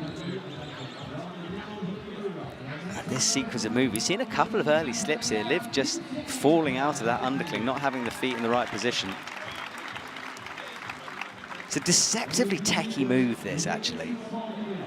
Yeah, flicking this right foot out and also requiring quite a lot of flexibility if you're going to keep that left foot on that volume there, which we've seen yeah, there, Anastasia just opting to leave that left foot over and flick the right foot, and actually making it look quite cruisy. We'll see if she gets a little bit of a rest here and tries to recover before this pretty tough section coming up here. Yeah, pressing with that left arm underneath, gets the pinch in, and you've got to drop all the weight into that right hand. Having to fight, she's fiddling with the thumb, wants to match it. That's not the way, but she makes it work. It's very interesting to see her not really use that jib for her thumb. Yeah. Surprising, I'm not quite sure. I mean, maybe just to make a bit of space for that match, which was heinous, but I mean, making it work, so yeah, fair play to her. I thought she was definitely gone there. Yeah. Good fight. Right, Philip Schenk from Italy is going on the right. Powerful climber. Will love that camper sequence if he gets there. Stasia resting meanwhile here on the slopers. Creeps up, gains a little bit of height as our drone pans up the wall. Philip's one of those climbers who feels like has been on the circuit for a very, very long time and just consistently in and around those semi-finals, finals. He's made a World Cup final, and he was also another one that competed at the OQS recently and narrowly missed out on Olympic qualification, unfortunately. But he looked a bit confused as he dropped down there. Anastasia falls in the background meanwhile. Yeah, Philip had a bit of a moment there on that drop down when he caught the right hand. Yeah, similarly to some of the other climbers, just that sequence just posing some early issues, and the clip as well. Looks a really, I think, tensiony clip to get in, because you haven't got a lot of feet and you've really got to make sure that right foot there, when you've got the left-hand sloper, just stays. It's an incredibly tensiony move. I mean, these guys work their core a lot, right, as lead and boulderers, but I think to most average climbers, that clip is just really desperate to get in. Agreed. Well, he launches over, just didn't really get his left finger. No, that left hand really let him down. He just didn't get enough fingers on. Yeah, he just didn't catch it quite properly with the left hand. You can see as soon as he hit it, he was just up against it and fighting pretty hard. Yeah, no adjustments really to be made with no feet. Once you've hit it, that's it. Okay, another done. Simona Takao is on, rereading the route. It has been quite a while since some of these athletes saw it. Obviously, the ones coming out last have got the longest to wait and try to remember. She will approach the wall now. Definitely one of our shorter athletes, and actually I think on this route it might be a bit of an advantage. We'll have to see though. She's underway. That belay there spotting her, because until you get that clip in, there is obviously a danger of hitting the ground, so the spotter just makes sure that they can sort of help guide the athlete down safely. She's all good now with 2 clips in. Brings that right foot up into the pocket, rocks through.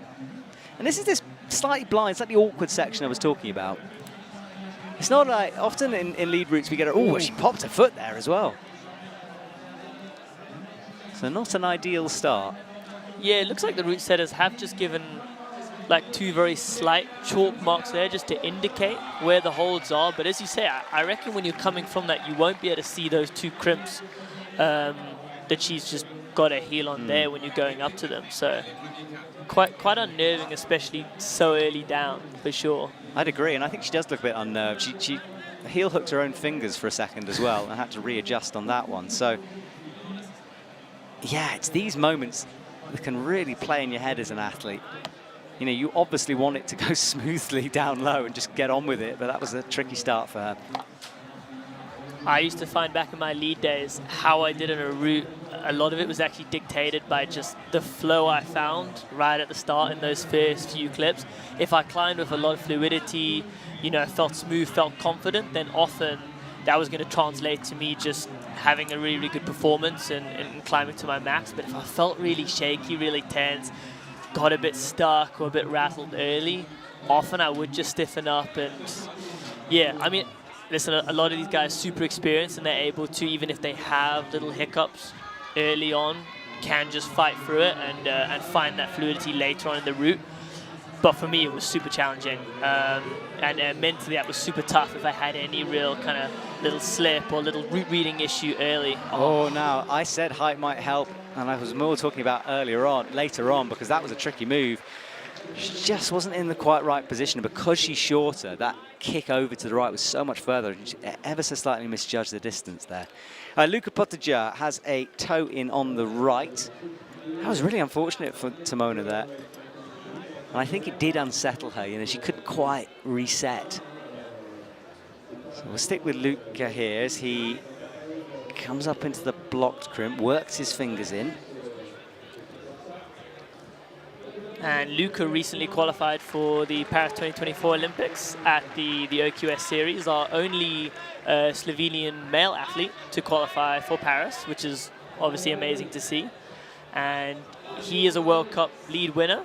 He's been super consistently one of the best lead world climbers in the world, I would say, in the last 2 or 3 years. And I think, yeah, if I was a gambling man, I'd definitely put some money on him being in the finals tonight because, yeah, just I would say more of a lead specialist is Luca, but it's been super impressive just how, yeah, consistent he's been with semifinals, finals, getting some podiums in the last, and still pretty young as well, young athlete too, so.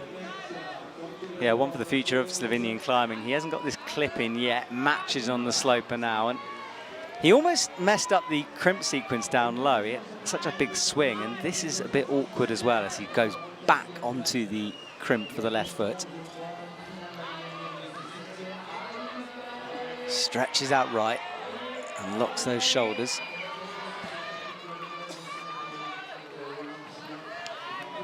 And now resting as he wiggles the fingers back in.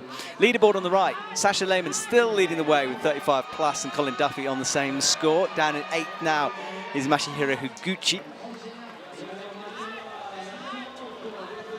Luca, though, yeah, falls, needed to flick that left foot up, couldn't get it, didn't look comfortable, and he goes round about that 32 mark as well.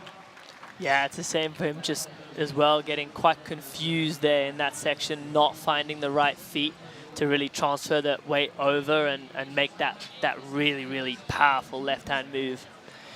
All right, Annie Sanders is underway from the USA.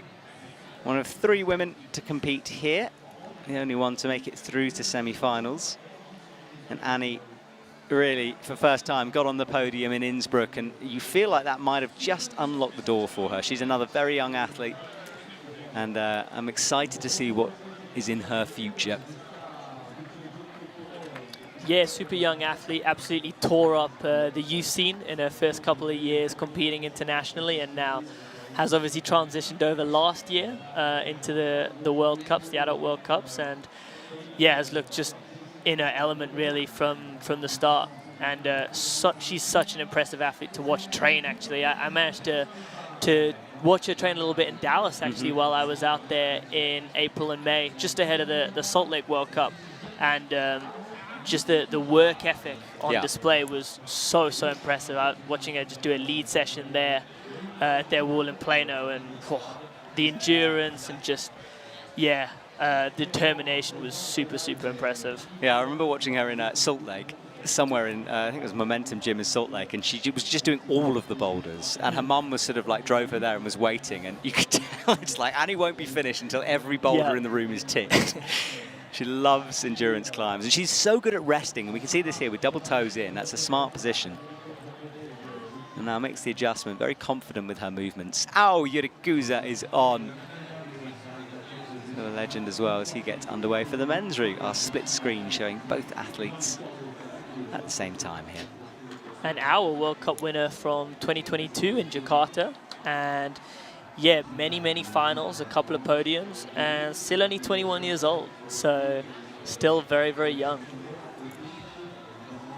Yes, he is. Big boosty move up with the left. And Annie into this sequence. You've got to be careful here. It's easy to get this wrong. She looks out, does the splits move. Look at that flexibility. She's straight onto the jib with the right foot. I think if you have that flexibility, I mean, she's also nearly in that middle splits almost. Yeah. Like if you can do that, it's the best way, but few have managed it. I reckon it's the best way in terms of being sort of conservative with your energy for sure, is to do that flexibility method, but it's also very, very limiting. If you don't have the flexibility for that, it's just not an option. Yeah, exactly. Well, she's made it work. Very concise with her movements. Ow, meanwhile, is swinging around quite wildly, gets that, ooh, tries to get the toe. It's not an easy toe hook, that one. You need a lot of tension, and it's kind of a move, because you're so low, it feels almost unnecessary, you know, that you'd need to do that low. Yeah, and you're basically just putting it up to get the clip in as well, and it's very precarious for sure. Yeah, the tension through that right leg required to make that stick and then bring the hand in for the clip is... Oof. I think the best method definitely is just to swap the feet, keep that right foot low like he did eventually, and just hold the tension through there to get that clip in. But yeah, we've seen almost every climber just struggle a little bit on that quick draw. Well, Annie crosses through now. She's onto the pocket. A little bit of an adjustment with the right hand. Powers up towards the crimp. She's got to drop down in a minute. Gets the left foot in, engages that left heel, works the clip. Now Yurikuza, meanwhile, cruise through the crimps down low. He's in a resting position. And Annie will look down to check the time. This is where Annie's endurance is going to come to the fore here, because this rest, I think she'll be able to get something back, perhaps more than the other athletes. Yeah, definitely all that training, all those hours, doing all the routes at Plano, like I saw back a couple months of her mum belaying, that's all going to come to fruition right now for sure. Look at this. Oh, wow. So it's 1 point of contact, hanging on and chalking off. How comfortable is that? That is unreal. Annie Sanders has really, gained that confidence from that medal from Innsbruck. And we're not really talking about Au here, but he's on the Crux move for the men as well, this 32 hole that has caused so many problems. Needs to get the left foot in the right position. Can he get that foot over? We haven't really seen anyone land that left hand without getting the left foot over. And so it'll be interesting to see his approach here. He's going to go for the big swing. Hits the texture. There's a bit of no text there as well. Look at Annie as well on the right as she hits the slope. Ow, with a big fall and a foot pop.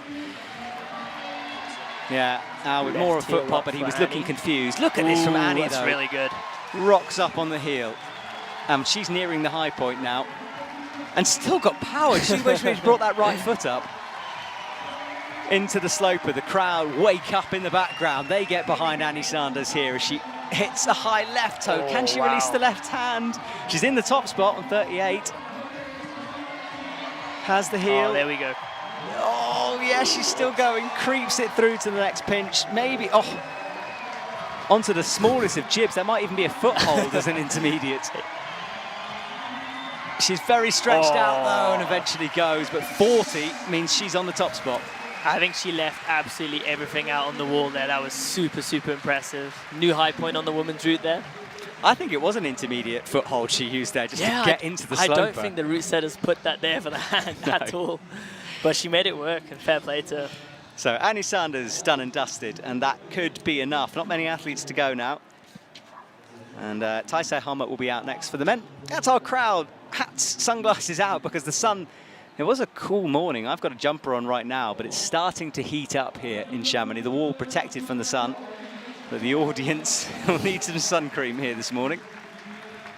The speed wall on the left, that's been stripped of climbing holds. You don't want to leave climbing holds in a climbing town, so they've removed those just to stop people deciding to have a climb. But that was in action yesterday, and what a competition that was.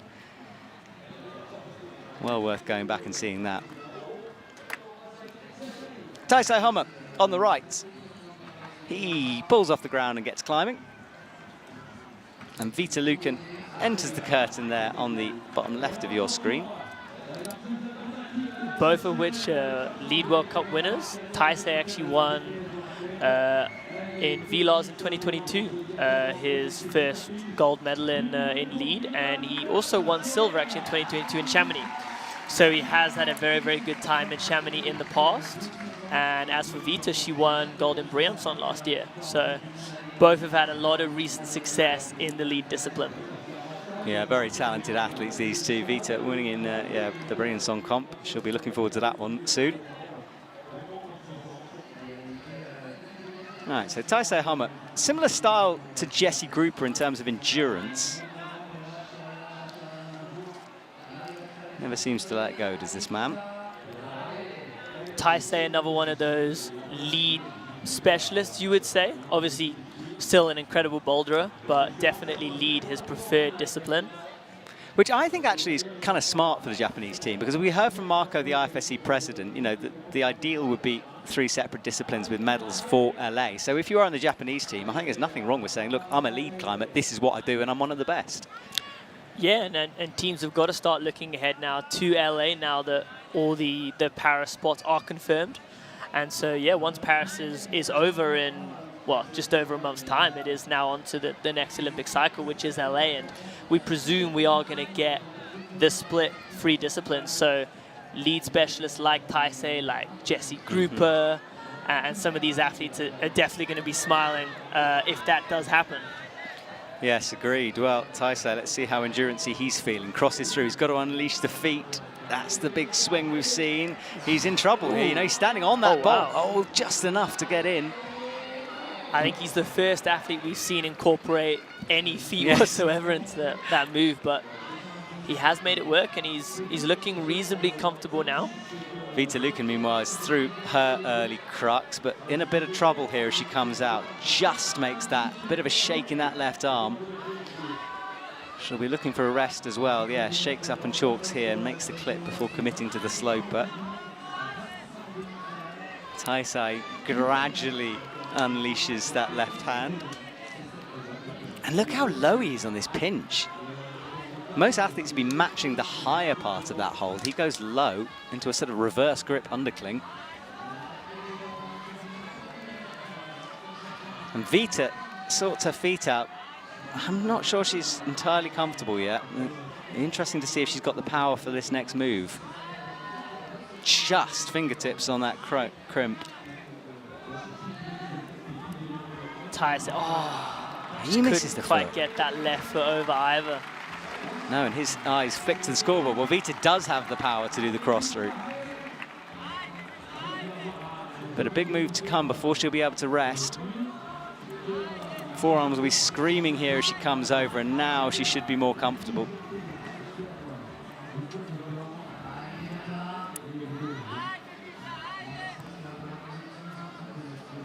Crosses through, drops down, and should put a heel in and have a moment to shake here. Though no heel yet, just those feet.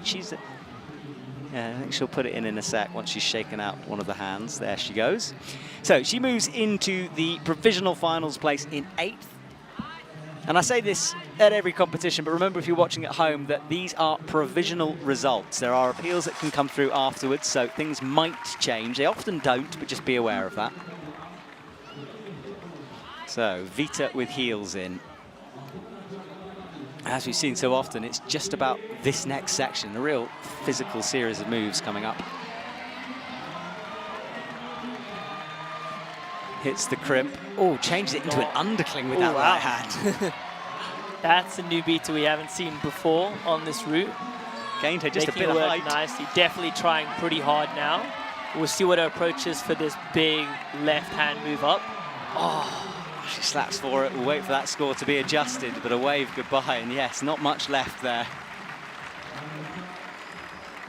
She comes back down to the ground. Her eyes go to the scoreboard as well. There's a giant screen that the athletes can't see when they're climbing, but they can see when they come down to the ground, so they do immediately check to see where they're at.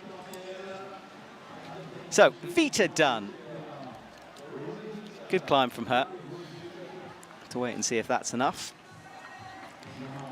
And there is Zento Murashita, who's just begun his semi-final.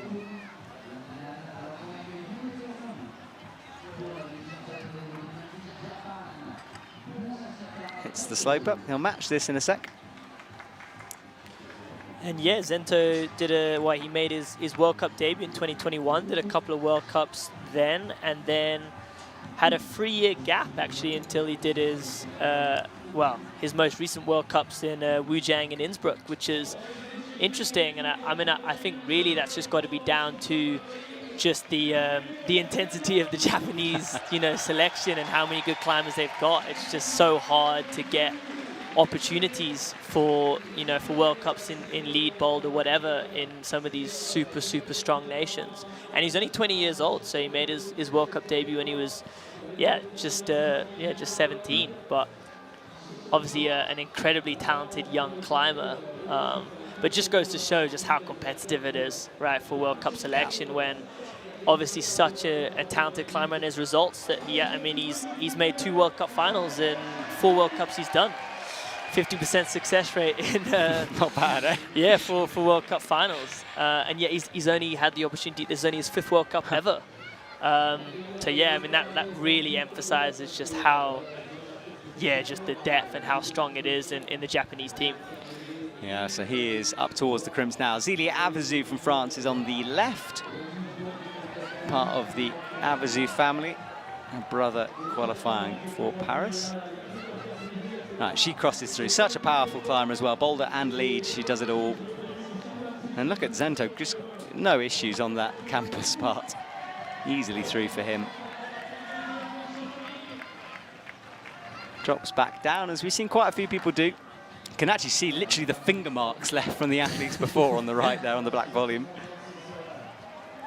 And they've been dragging those fingers down the hold. Yeah, so amazing to see that brother-sister combination making Paris 2024 with all the incredible French athletes that there are. For there to be 2 Avazous going to the Olympic Games is, incredible. We've seen there's a couple of emerging brother-sister duos in that French team, obviously with the Batons and the Avazous. The crowd did what I did there and gasped as she dropped into that splits move. That's a big one to hold. Little adjustments with her feet, crosses through to the crimp. Actually, Zento is looking as comfortable as we've seen anyone really in this section here. It'll be very interesting to see his approach to this move now. Yeah, he's certainly not pumped, but can he get it done? done? That left foot over. You can see the problem, it's just too far to go off that right foot. Oh my goodness. No, that's... No way, surely surely not. Oh, okay. Well, maybe. Fingers on the no-tex. What is he holding on to? No. I mean, that was a foothold, right? I think there's a tiny jib there to squeeze your thumb, but I don't think there's anything on the text. No. Wow, well, he almost made it work. Well, Zélia Avazou is in cruise control so far. Nothing, no fluster, no issues so far. Quickly through. Gets in the lower clip.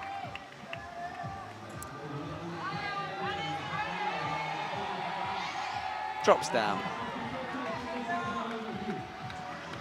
Oh, that's a good shot. She is breathing hard, but a little nod to herself. She knows that she's doing well here. It's funny, I found I used to kind of talk to myself quite a lot when I was lead climbing back in the day. That self-talk, just kind of good positive affirmations going up, that used to help me out quite a bit. And I'm sure a lot of these athletes do the same. Yes, there's a few of them who do it, or write little messages on their shoes or hands to remind themselves. Zélia went with the left heel then as well to make that clip, which was interesting, and then drop back down to the right. Shaking out those hands, right, so she will reset here, we'll have a moment to pause. 7 athletes to go after her.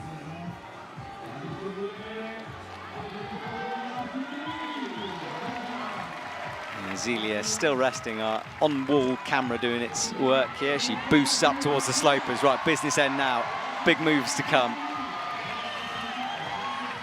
Hits the slopers. There's the head. Well, no, the foot popped. No. And we've seen a few athletes just have that left foot pop as they go for that move. And I mean, it's a powerful move enough without that left. As soon as that left foot goes, you feel like it's really over. To hold that swing after all that climbing would be so, so tough. Right, Jonas Utelli is on the wall.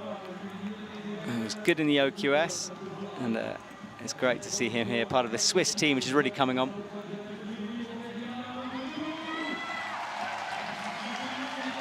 Zelia Avezou gets a big goodbye from the crowd as she leaves the stage.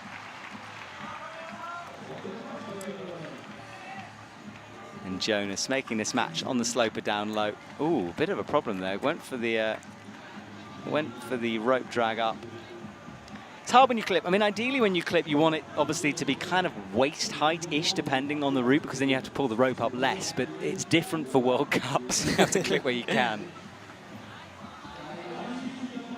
And Jonas hot off his first ever World Cup final in Innsbruck just 2 weeks ago. So we'll see if he can replicate that today in Chamonix. Looked amazing, obviously, in qualification yesterday.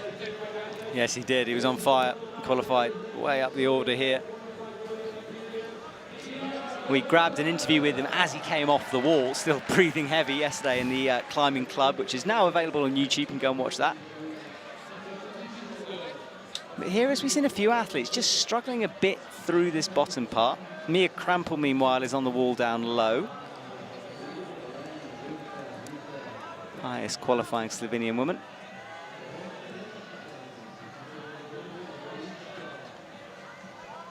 Jonas, smooth after that hard, slopey sequence which he's just come through. I actually think this early stage of the climb on the men's route has surprised quite a lot of the athletes just with how strenuous it is, especially in comparison to yesterday, where I'd say, I mean, the athletes look super cruisy really for the first half or so, particularly these athletes. It wasn't too bad. It kind of eased in a bit more, the routes, whereas today it really has been kind of bouldering for the go for a lot of these guys. I think, I was about to say, Jonas made a big mistake with that heel then. No one else has tried to do that. You get what he was trying to do is rock up on the heel, but because of where the rope is in the quick draw, you can't really do it. And then he had to readjust, go down, and by that point, he burnt out.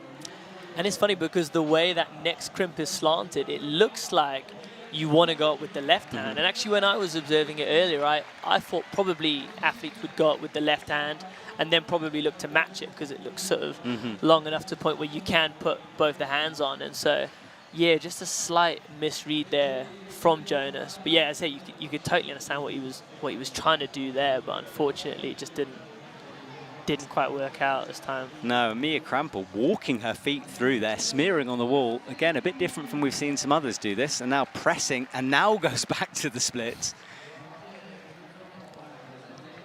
Mia Krampel, one of our double Olympians, obviously Tokyo 2020 Olympian, and now recently qualified for Paris 2024 at the OQS series. And a climber who, again, it feels like she's been around for so long. She's only 23. Yeah. Surprisingly, it feels like she's been on the scene for so long, and just in so many finals and semi-finals. And yeah, you're absolutely right. Yeah, she's a legend and experienced, so it's great to see her get in again. And at the moment, no issues, but we know it's really about the next section of this route, especially for the top 10 or so of these women. Down low isn't really a problem. It's this next moves it's all about. She'll shake before the cross, though. This whole section is just so well orchestrated, I feel, by the route setters. With sort of the rows move into the pocket, releasing that left hand, that sort of drop down into that positive, ledge on the volume. Yeah, it's a lovely flowy sequence. Yeah, lovely flow and fluidity to it. Right, she flicks over, gets the toe in, drops down. Opting not to clip just yet. I imagine she'll just clip it higher. Yeah, it's going to be a bit awkward though, isn't it? She's going to have to really rock up on her heel to do it. Most of the girls have clipped off that left-hand crimp just before. She is one of the taller athletes, I'd say, in the field, so perhaps it won't be a problem just getting that clip a bit higher. Yeah, well, there it is above her head. Yeah, she's... Has a look at the clock. It's just interesting to see how she's going to do this. Yeah, she's going to have to rock on the heel. You can see the knee, and yeah, that's the problem. It looks really far away, doesn't it? Yeah, like she's going to climb past it and hopefully find a spot later on. Yeah, but she's in some trouble here. Now makes it. You can see how awkward this is. This is really going to cost her some energy here making this clip. Yeah, she carries on. I think she might just have to climb past it. Yeah, but I don't see a point really here. I don't. Unless she can. I mean, there's a long quick, or maybe she can flick it over the leg, but I think it's too low.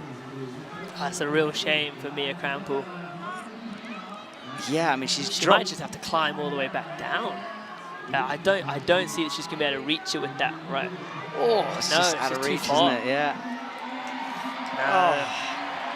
Oh, she will know that she's in some trouble here. So she backs down, as you said, down climbing this route. Can she sit on that heel enough to rock over? She flicks it with the feet, but then she's got to do all those moves and then grab it whilst it's still swinging, and there's not enough time to do that. Oh, you can see how she just maybe. Go on, Mia, get it in. Yes, yes, Oh, there she's in. Wow, she still might be okay here. But that would have cost her so much energy. She's going to fall here. No. She's going to be so frustrated with herself. I mean, what a fight to get that clip in. Amazing. A real show of endurance there and just determination. But yeah, I think she'll be super disappointed with herself that she didn't just clip it off that left-hand crimp when she had the chance. Yeah. I think just sort of a mental error at the time. I mean, she was totally comfortable and capable of clipping it off that crimp, but I think she just sort of forgot about it for a moment, got down into the drop down, maybe thought she could just clip high off the drop down, and then got there and realized she couldn't, and then just didn't really know what to do. Exactly. Well, Stefano Ghisolfi, whilst we were talking about Mia, has climbed through the bottom campus. Hasn't made this clip yet. We'll get it in now. Stefano, second in the Italian Nationals recently. I was actually kind of surprised he's climbing here, but big move out left, and he falls head first down towards the crowd. He's all right. Yeah, only surprised he's climbing because, you know, we know how much of an outdoor-focused climber he is, and I think someone asked him, you know, what are you going to be in the summer, and he just said flat hanger. Yeah. So, yeah, I think he might be making his way over to Norway at some point soon. Yeah, I think I figured he would finish his season at OQS, actually, but, I mean, I reckon he just loves Chamonix. I mean, he must have... I don't know how many times he's competed at Chamonix in the last 10, 12 years or so, but yeah, it's amazing to see him here and see him back in lead semis as well. Yeah, it is great. Well, he'll leave the stage for now. In the background, Mattia Pozzi is about to be underway. And Stefano will leave the stage as we follow him to the edge. And there is Mattia. Now, Mattia was pretty incredible. I joked with her in Innsbruck because she did 2 semi-finals with me and then made finals for lead. And I said, look, you're going to have to do qualifying, commentary again, because clearly it's helping you. But she's... again, I think a bit of a confidence thing with her. She just, you know, after her results in Innsbruck, she's full of it.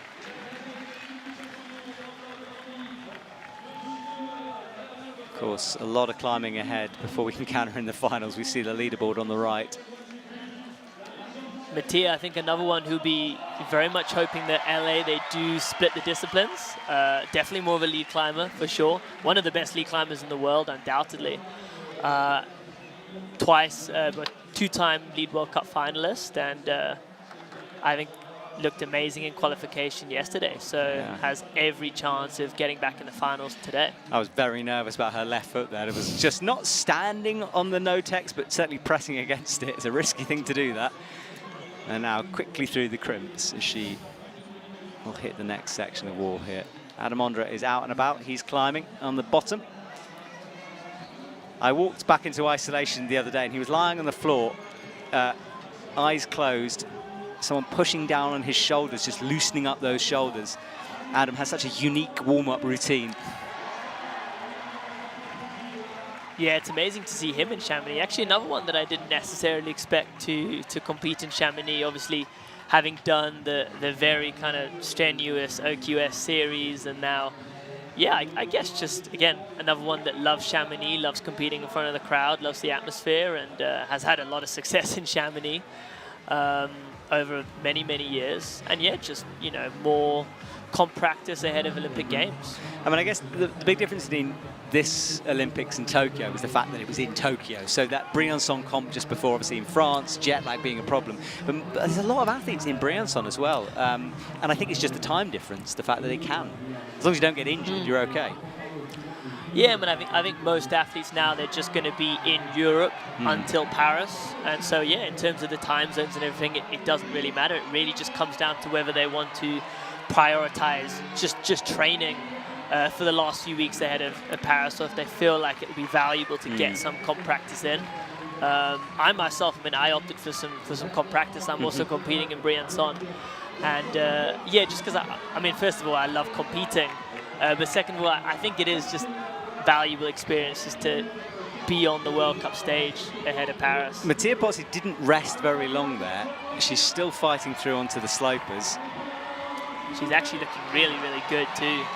She is, isn't she? Mattia Pozzi, just so impressive. But this is the move, and no, she does fall on it. Looks disappointed, but we'll have to see for the score on that. That might be okay. Adam Ondra, meanwhile, is nearing the men's crux. This move, he's a tall man. Maybe he can get that left foot over. And he does. Look at that. Good flexibility from Adam. Really, really good. Oh, that's a long way, though, over that lip of the head wall. Engages the knee. He's going to get that clip as well. That's super smart from Adam. Yeah, this is good work from him. Could be a new high point coming up here. He's close. In third at the moment on 34. And looking fresh at the moment. Be really good to potentially get a bit of a look at this head wall on the men's route here. Oh, his right foot's not on very amazing much. Adam stands up. And there, that's the moment you can see the body relax a little as the angle changes. Yeah, big new high point for Adam. This is very much uncharted territory now. He's got to get that quick draw clipped, and he's, I tell you what, Adam he's so smart, isn't he? So smooth. And he's timed his training brilliantly. Crosses through to the crimp. He won't care too much about that because he knows he's in, doesn't he? Yeah, he does. High point for Adam. He comes down.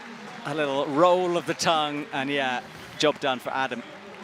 Oh, no time to rest, though, because Alexandra Totkova is out. And she's another one just who's, you know, struggled in recent years, up and down, but recently it seems things have clicked for her. Yeah, it's interesting. She really burst onto the scene in 2021, and she won a medal, actually, in Chamonix, a bronze medal, here 3 years ago. And then, yeah, I think last year, probably by her standards, maybe a little bit of a down year, but then started the season incredibly this year with, yeah, 5th place in a World Cup finals appearance in Innsbruck. So, and then looked obviously fantastic yesterday. Yeah, there she is on these blue volumes. And she also competed in the OQS series, and definitely one to watch out for in LA, especially if they do separate the lead and boulder, because lead definitely her preferred discipline. Yeah, she's got this style everyone talks about, the slightly nerve-wracking style when we watch her. Which is She's fantastic. Super fearless when she climbs. It's really, really cool to see. It is very kind of, it's a stressful watch, but yeah, it's also, yeah, super, super fun to watch and super impressive. Mattia Pozzi and Flora there just sharing a moment just by our commentary box, both of them realizing I think they've made it through, and they're just absolutely ecstatic in front of us. Yeah, they literally look at their phones, can't believe it. Awesome moment. Well, Alexandra Totkova, let's see if she can join them as she unleashes that left hand, swings around, locks in a big heel, toes pointed down towards the ground.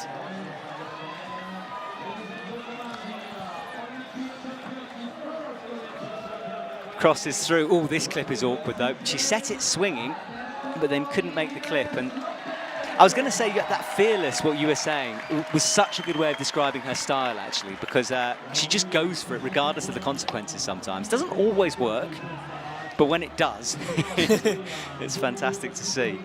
Yeah, and I think her style is maybe why she's been, her kind of results have been, there's quite a big standard deviation, because she is just she climbs with just no fear, doesn't really take into account the risk, or like most people when they're lead World Cup, you know, semi-final, stressed out, you know, maybe a bit tense, and she just like cuts loose, you know, finds that flow. I love watching her lead climb. Definitely one of my favorite lead climbers to watch for sure. Agreed. It's always exciting with her. Alberto Hines Lopez is going on the right. And just an injury update from him, because he decided to pull out of Innsbruck because of, I think it was a toe injury, but it was more of a preventative measure, and it's totally understandable. The man's got another Olympics coming up. But he is back here, and it doesn't look like that toe is causing him any problems anymore. Alexander just got that right hand crimp there, almost slid off it.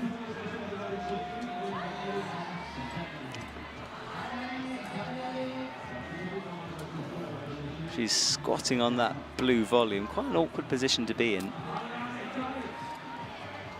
And Alberto, as we've seen a lot of men do, just having to figure out this sequence here.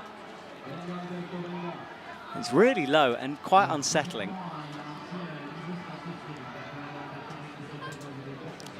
Alberto most recently looked so impressive in the OQS events in Budapest and in Shanghai, and of course the Olympic gold medalist, as everyone knows, and so it's going to be amazing to see him back on the Olympic stage in a few weeks' time in Paris.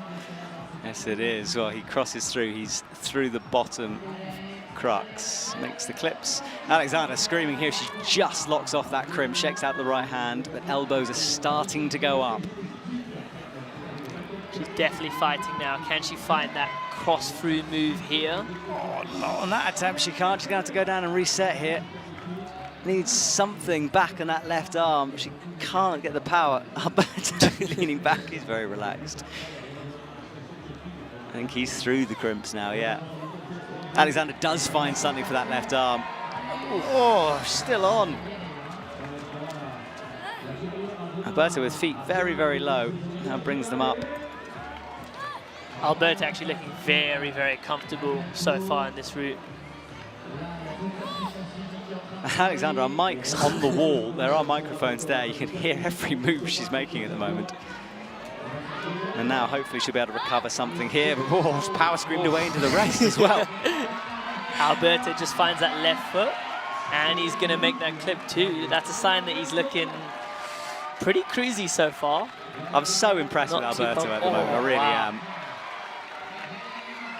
He has found another level. Yeah, this season he's just turned on a different gear, I think. Yeah, ahead of the Olympic Games. And actually, I remember that European Olympic qualifier in Laval, even last autumn, he just looked so impressive. Well, he's really, on the head walk. This was where Adam got a few moves higher. He hit the crimps. Alberto, we could be looking at a new high point right here. Alexander Topkova still screaming away through the moves.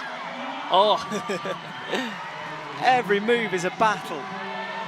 Alberto just hit a new high point. Oh, left pings. Oh. And Alexander goes eventually, but what a fight from her. There's nothing. She's got nothing left. That's it, done. It'll be actually interesting to see whether she gets the plus on that move, because I believe if she does get the plus, she should slide into finals. If she doesn't get the plus, she won't be in the final. So it'll be interesting to see how the judges score that, because it looked maybe a bit touch and go with that heel hook.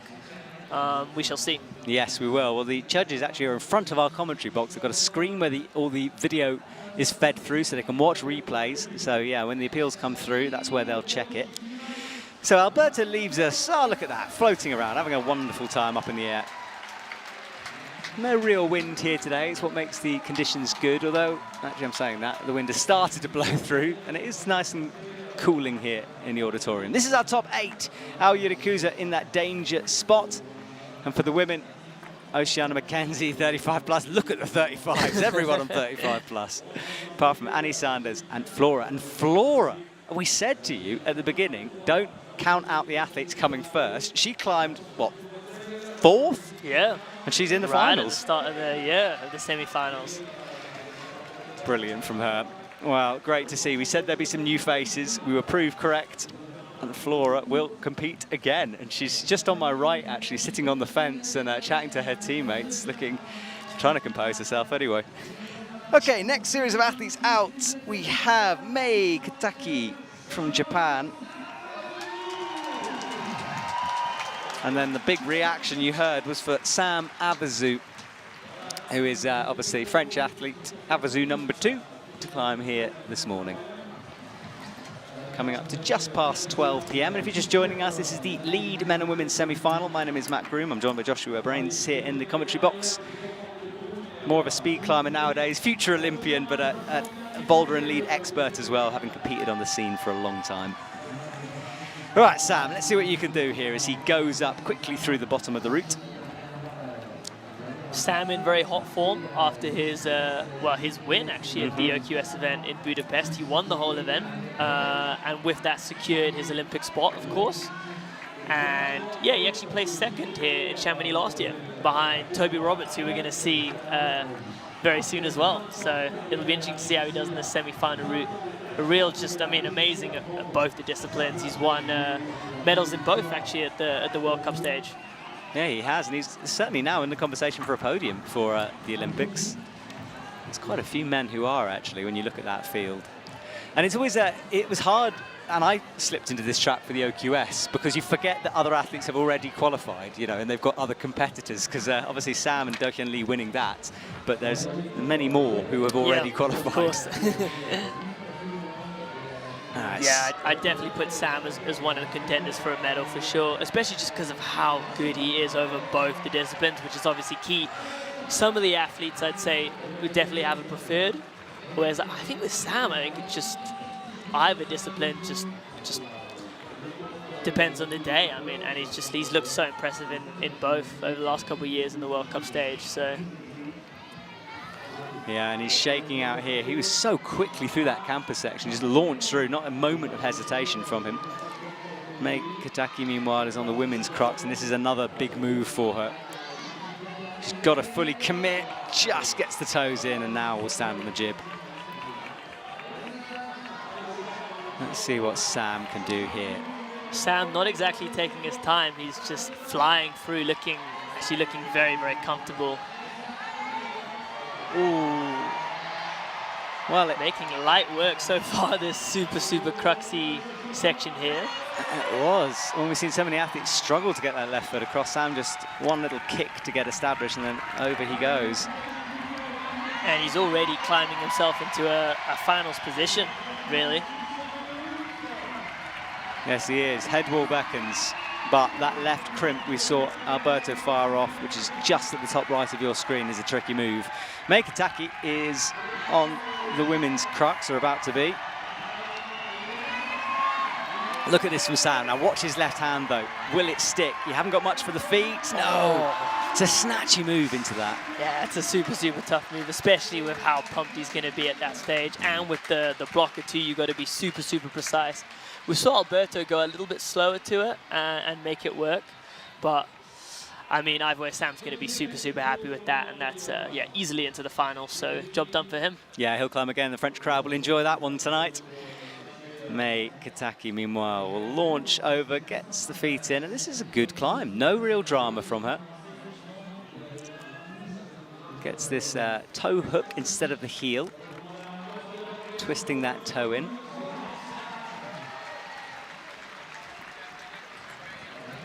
Now shaking those arms out. How's that left toe really locked in well there? Didn't go for the heel. She bumps out, but she also hasn't made this high clip. This was the Mia Krampel issue. And I tell you what, she's got less reach than Mia Krampel does, so she could be in some trouble here. Don't know what she's going to do here.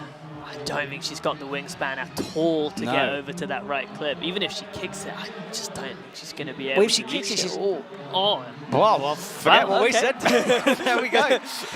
Clearly, we know nothing. No.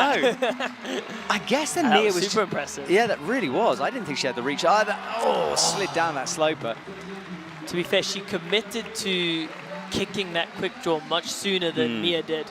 And I think that was really the difference there. But No, I Yeah, think falling you're off on totally that. right. Yeah. Yeah. It was just that I think Mia thought about it, or she realised she'd made the mistake and then tried to think through the mistake, whereas May just went for it. Yeah, I think Mia even was considering like maybe climbing down or something. I think May was just like, okay, I'm here, let's just figure out a solution right now, and actually did a really, really good job to get herself out of quite a tricky situation there.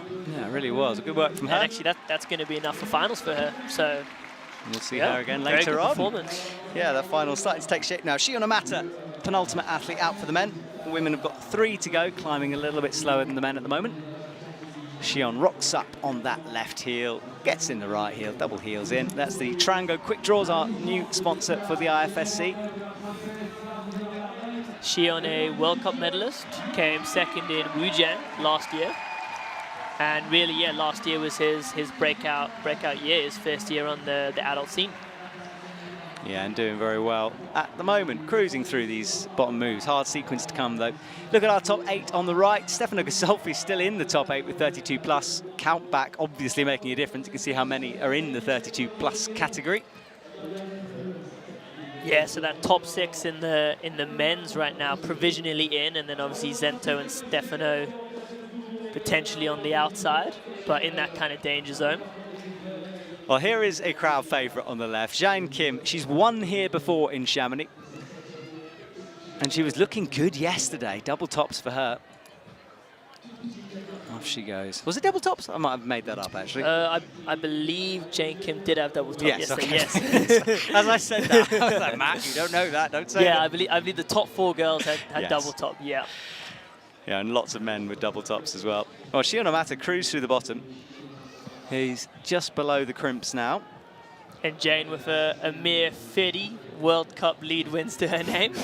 Which, for reference, there's actually 2 more than Yanya currently in the lead discipline, which is incredible. Really puts it into perspective when you think about how dominant Yanya's been in the last 7 or 8 years. She actually still needs 2 more to match Jane. That's just how incredible she's been for, I mean, what, a decade and a half now? Yeah. It must be. Yeah, I mean, she's one of our more experienced athletes, and I hope she never stops climbing. She's wonderful to watch. Right, Shion Amata got through the campus, had a bit of a moment there, but managed to pull something out the bag, and now goes up towards the left crimp, so he'll shake out here. Jane Kim is entering the first of the women's cruxes. Yeah, it was her boulder that let her down in the OQS recently, just always leaving herself so much to do in lead, and she always delivered, but eventually it kind of caught up with her, and she just needed to improve the boulder a bit. Yeah, I think she was just on the outside looking in the OQS ranking for Paris, which is obviously a huge shame for her. But I mean, honestly, with the way she's going, I mean, she is actually one to watch for LA. Like, definitely. Yeah, just an incredible athlete, and the longevity just to keep going. Wow, Right foot on the bolt hold. This is really, really risky from her. Well, look, we don't. That worked well. Yeah, and Shion as well gets the left hand. We don't see that often. Bolt holds being used like that. Bolt covers, I should say, not holds. Obviously, you got to stand on the bolts. But yeah, risky move from Jane, but it did work. And Shion is going to pull onto the head wall if he can get this done. One powerful move to go before you can press. Getting onto the head wall and now emerging onto that mark for finals is Shion. Shakes out the right hand, brings Looking it really, high. really good. He's climbed actually quite slowly through this whole route, but just his endurance really, really showing. Let's see what he can do on the top of the wall. Comes into the pinch, gets a heel in. He's looking good at the moment, but this move for him, this cross through with the left hand, so much tension required when you're tired. Can he flick the high right foot? He can as well. No. Misses the crimp. And there is, I think, appeals coming through from Alexander Totskova, I believe. We haven't been informed about it, but yeah, she's certainly in discussion with the judges at the moment. I imagine that would be, yeah, for that positive move, because actually, yeah, if she gets that positive move, she's bumped up like 10 spots in the rankings and straight to the finals. Ooh, Jane Kim falls going up. That's a shame for Jane. Yeah, a bit of a surprise, that one. And you can see the disappointment. And I don't think that's going to be enough, is it? It's not going to be enough, unfortunately. All right, so she comes down as well.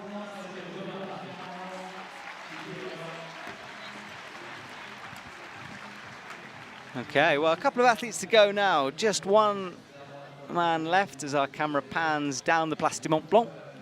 Honestly, last night during the speed, please go and watch it, because that audience was as far back as you can see, crammed in. There were lights going on. The atmosphere was incredible. And I mean, that was speed, which was a huge audience. It'll be the same again here for lead tonight. It's a really exciting place to be. Okay, Jessica Piltz will come on for the women as Jane Kim is clapped off, and Toby Roberts on screen will climb for the men. He made boulder finals, he made lead finals recently, and in terms of his Olympic prep, it's good going. I mean, definitely one of the favorites for a medal in Paris, a lead World Cup winner and a boulder World Cup winner. So, yeah, won World Cups in both disciplines, and over the last couple of years has established himself as, without a doubt, one of the strongest climbers in the world. So, still very, very young as well. So, lots and lots of years ahead of him. And I would say, I reckon in 10 years' time or so, we'll be talking about him as one of the best of all time. I really feel that's where the ceiling and the talent level is. And you competed with him a bit back in your youth days, didn't you? I did. We were actually on the same youth team together, funny enough, when we were very, very young. For a few years, actually, in the very early stages of our climbing careers. And yeah, even back then, you could just see the work ethic. He just worked harder than every single person on the circuit in that youth team, and I think he just wanted it. He wanted it so bad. There was so much desire, and he was eyeing up Olympics, World Cup wins, even at that young 9, 10, 11 years old. It's so cool to see him now, really come in and be one of the best climbers in the world, because as good as he was when he was young, you always knew he was going to be great, but not necessarily this great. I mean, yeah, it's unreal how well he has developed. Yes, it is. And let's see what form he's in today. Jessica Piltz, meanwhile, is going to hit the first of the women's cruxes coming up. She had a good round in Innsbruck, not so much in boulder, but better in lead. I joked with Toby the other day when I saw him in the supermarket, because of course the Euros final is on tonight. Tell me about it. And I said, Toby, it's going to be such a shame. Oh, Toby nearly dropped that. Sorry, nearly dropped that right hand. Then has to flick the left hand over the rope. That was. Oh, my heart just. He made tough work of that. And he's going to go up with the left hand to that hold, which is. He's going to we've wrong not hand seen himself, from anyone. Surely, yeah. That's it. I think he's just going to come in and match that, and he should be totally fine. Yeah, it's a different method. He looks like he's composed himself and recovered. Yeah, that was tricky. I mean, now he makes the match, as you said. Yeah, the Euros are tonight during the finals. It's going to be a challenging one, that one, for you football and climbing fans out there. Yeah, I joked when I said it'd be such a shame if you make Chamonix finals tonight. You're going to miss England winning the Euros. Oh, don't say that. You can't say that. Nah, he's commentator so funny. into the box. All right, well, Toby is squeezing his way through these slopey moves. Jessie, meanwhile, made it through the splits move, so she's making progress as well. But Toby has the men's crux coming up, this 32 hold. Oh, he doesn't find it first time. Over. That's intentionally caught. There we go. He just saved that time. It's been a slightly nervy one for Toby. But, I mean, one thing about him, just nothing phases him. Doesn't matter what happens on the route, he's just going to fight and fight and fight. And now he's looking good, and he's going to start getting up onto this head wall now. Yeah, well, the right arm nice and straight to rest. Jessie drops into the pocket well. She should be through now into the rest if she can spot the clip and get over. Toby creeps up. Hits the sloper, adjusts the hands, makes a little bump. Really nice of Toby. Got to get that clip in here. It does so pretty comfortably. Oh, hyping up the crowd a little bit on the way as well on the head wall. But this is the move. Could we see a new high point here? Yes, we can, matching where Alberto got. Oh, and shake. Oh, my goodness. He's got more to give it, and he loves the disgusting crimp, does Toby, so he should enjoy this. Oh, we could be seeing the top here. I think so, you know. Oh, he's one move away. So bad at the end. Can he nice jump jog for at it? the top. Can he get it? Yes. Oh, there we go. So Toby, first top, and I'll tell you what, first top in a men's route in ages, it seems. Unreal. Well, Toby with his kick at the top. So psyched. That's his celebration, isn't it? That little double kick. Oh, what way to finish things off for the men. Toby Roberts getting a top, and he will qualify in first position for tonight's finals. But Jessie Pilz has work to do, but good from her as she enters the finals as well.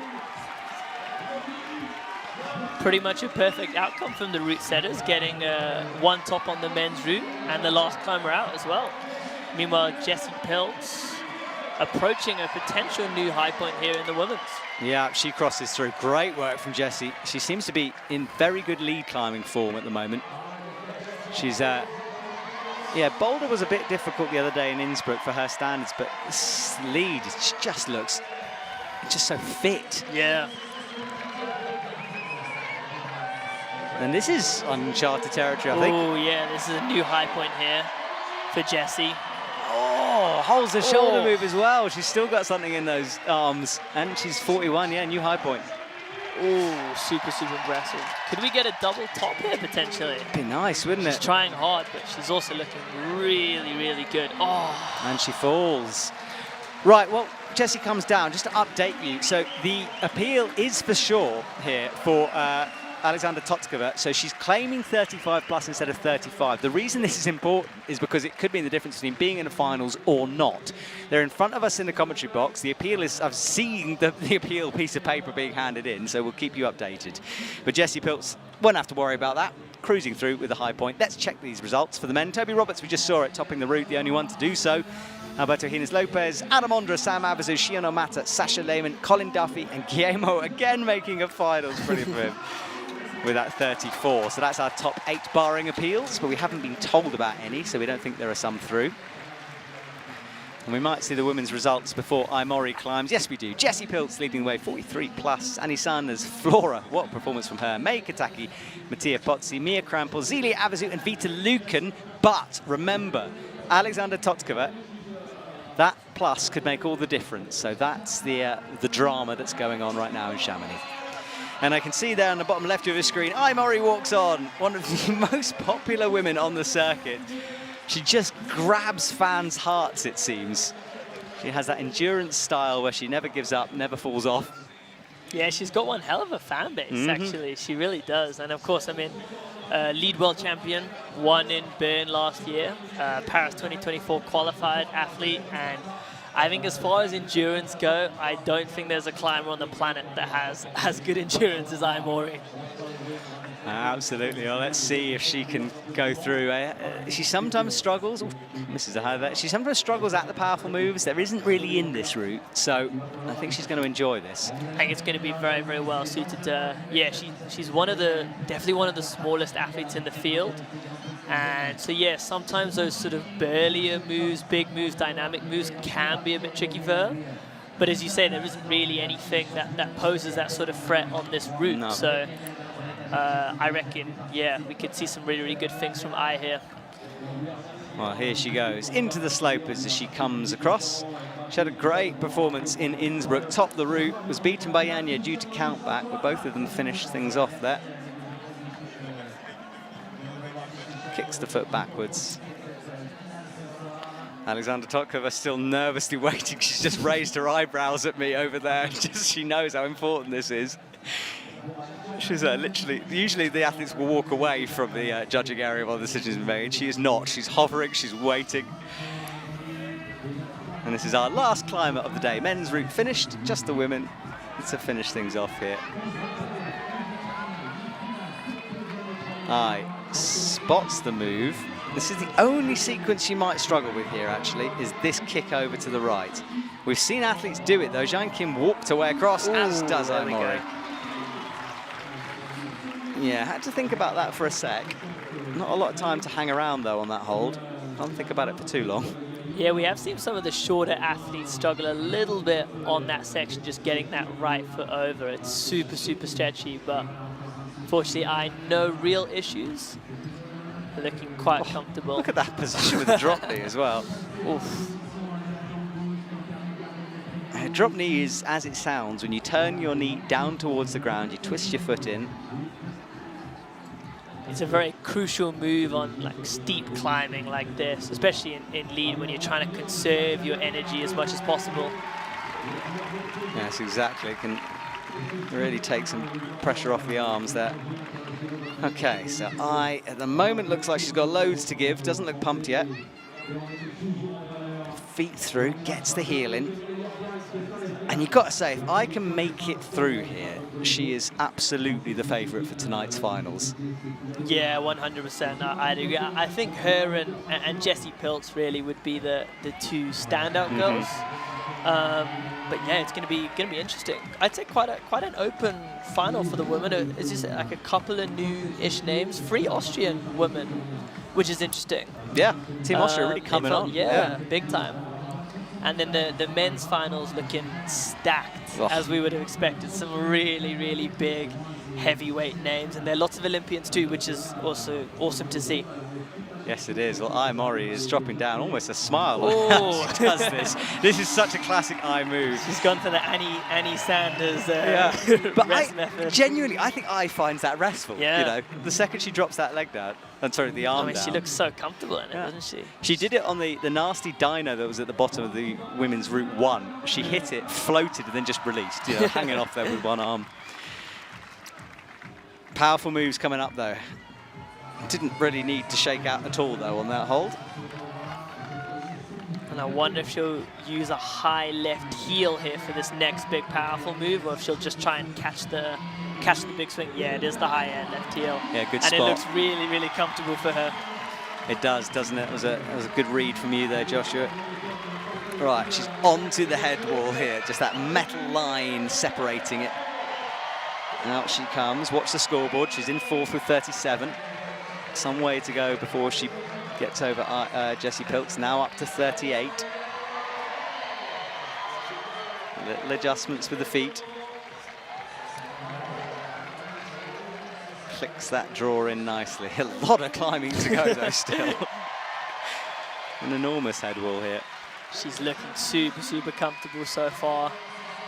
Hopefully we can see her getting into this final stage here on the women's route. It's good practice for the finals as well. I mean, she will be in the finals now, but can she beat Jessie?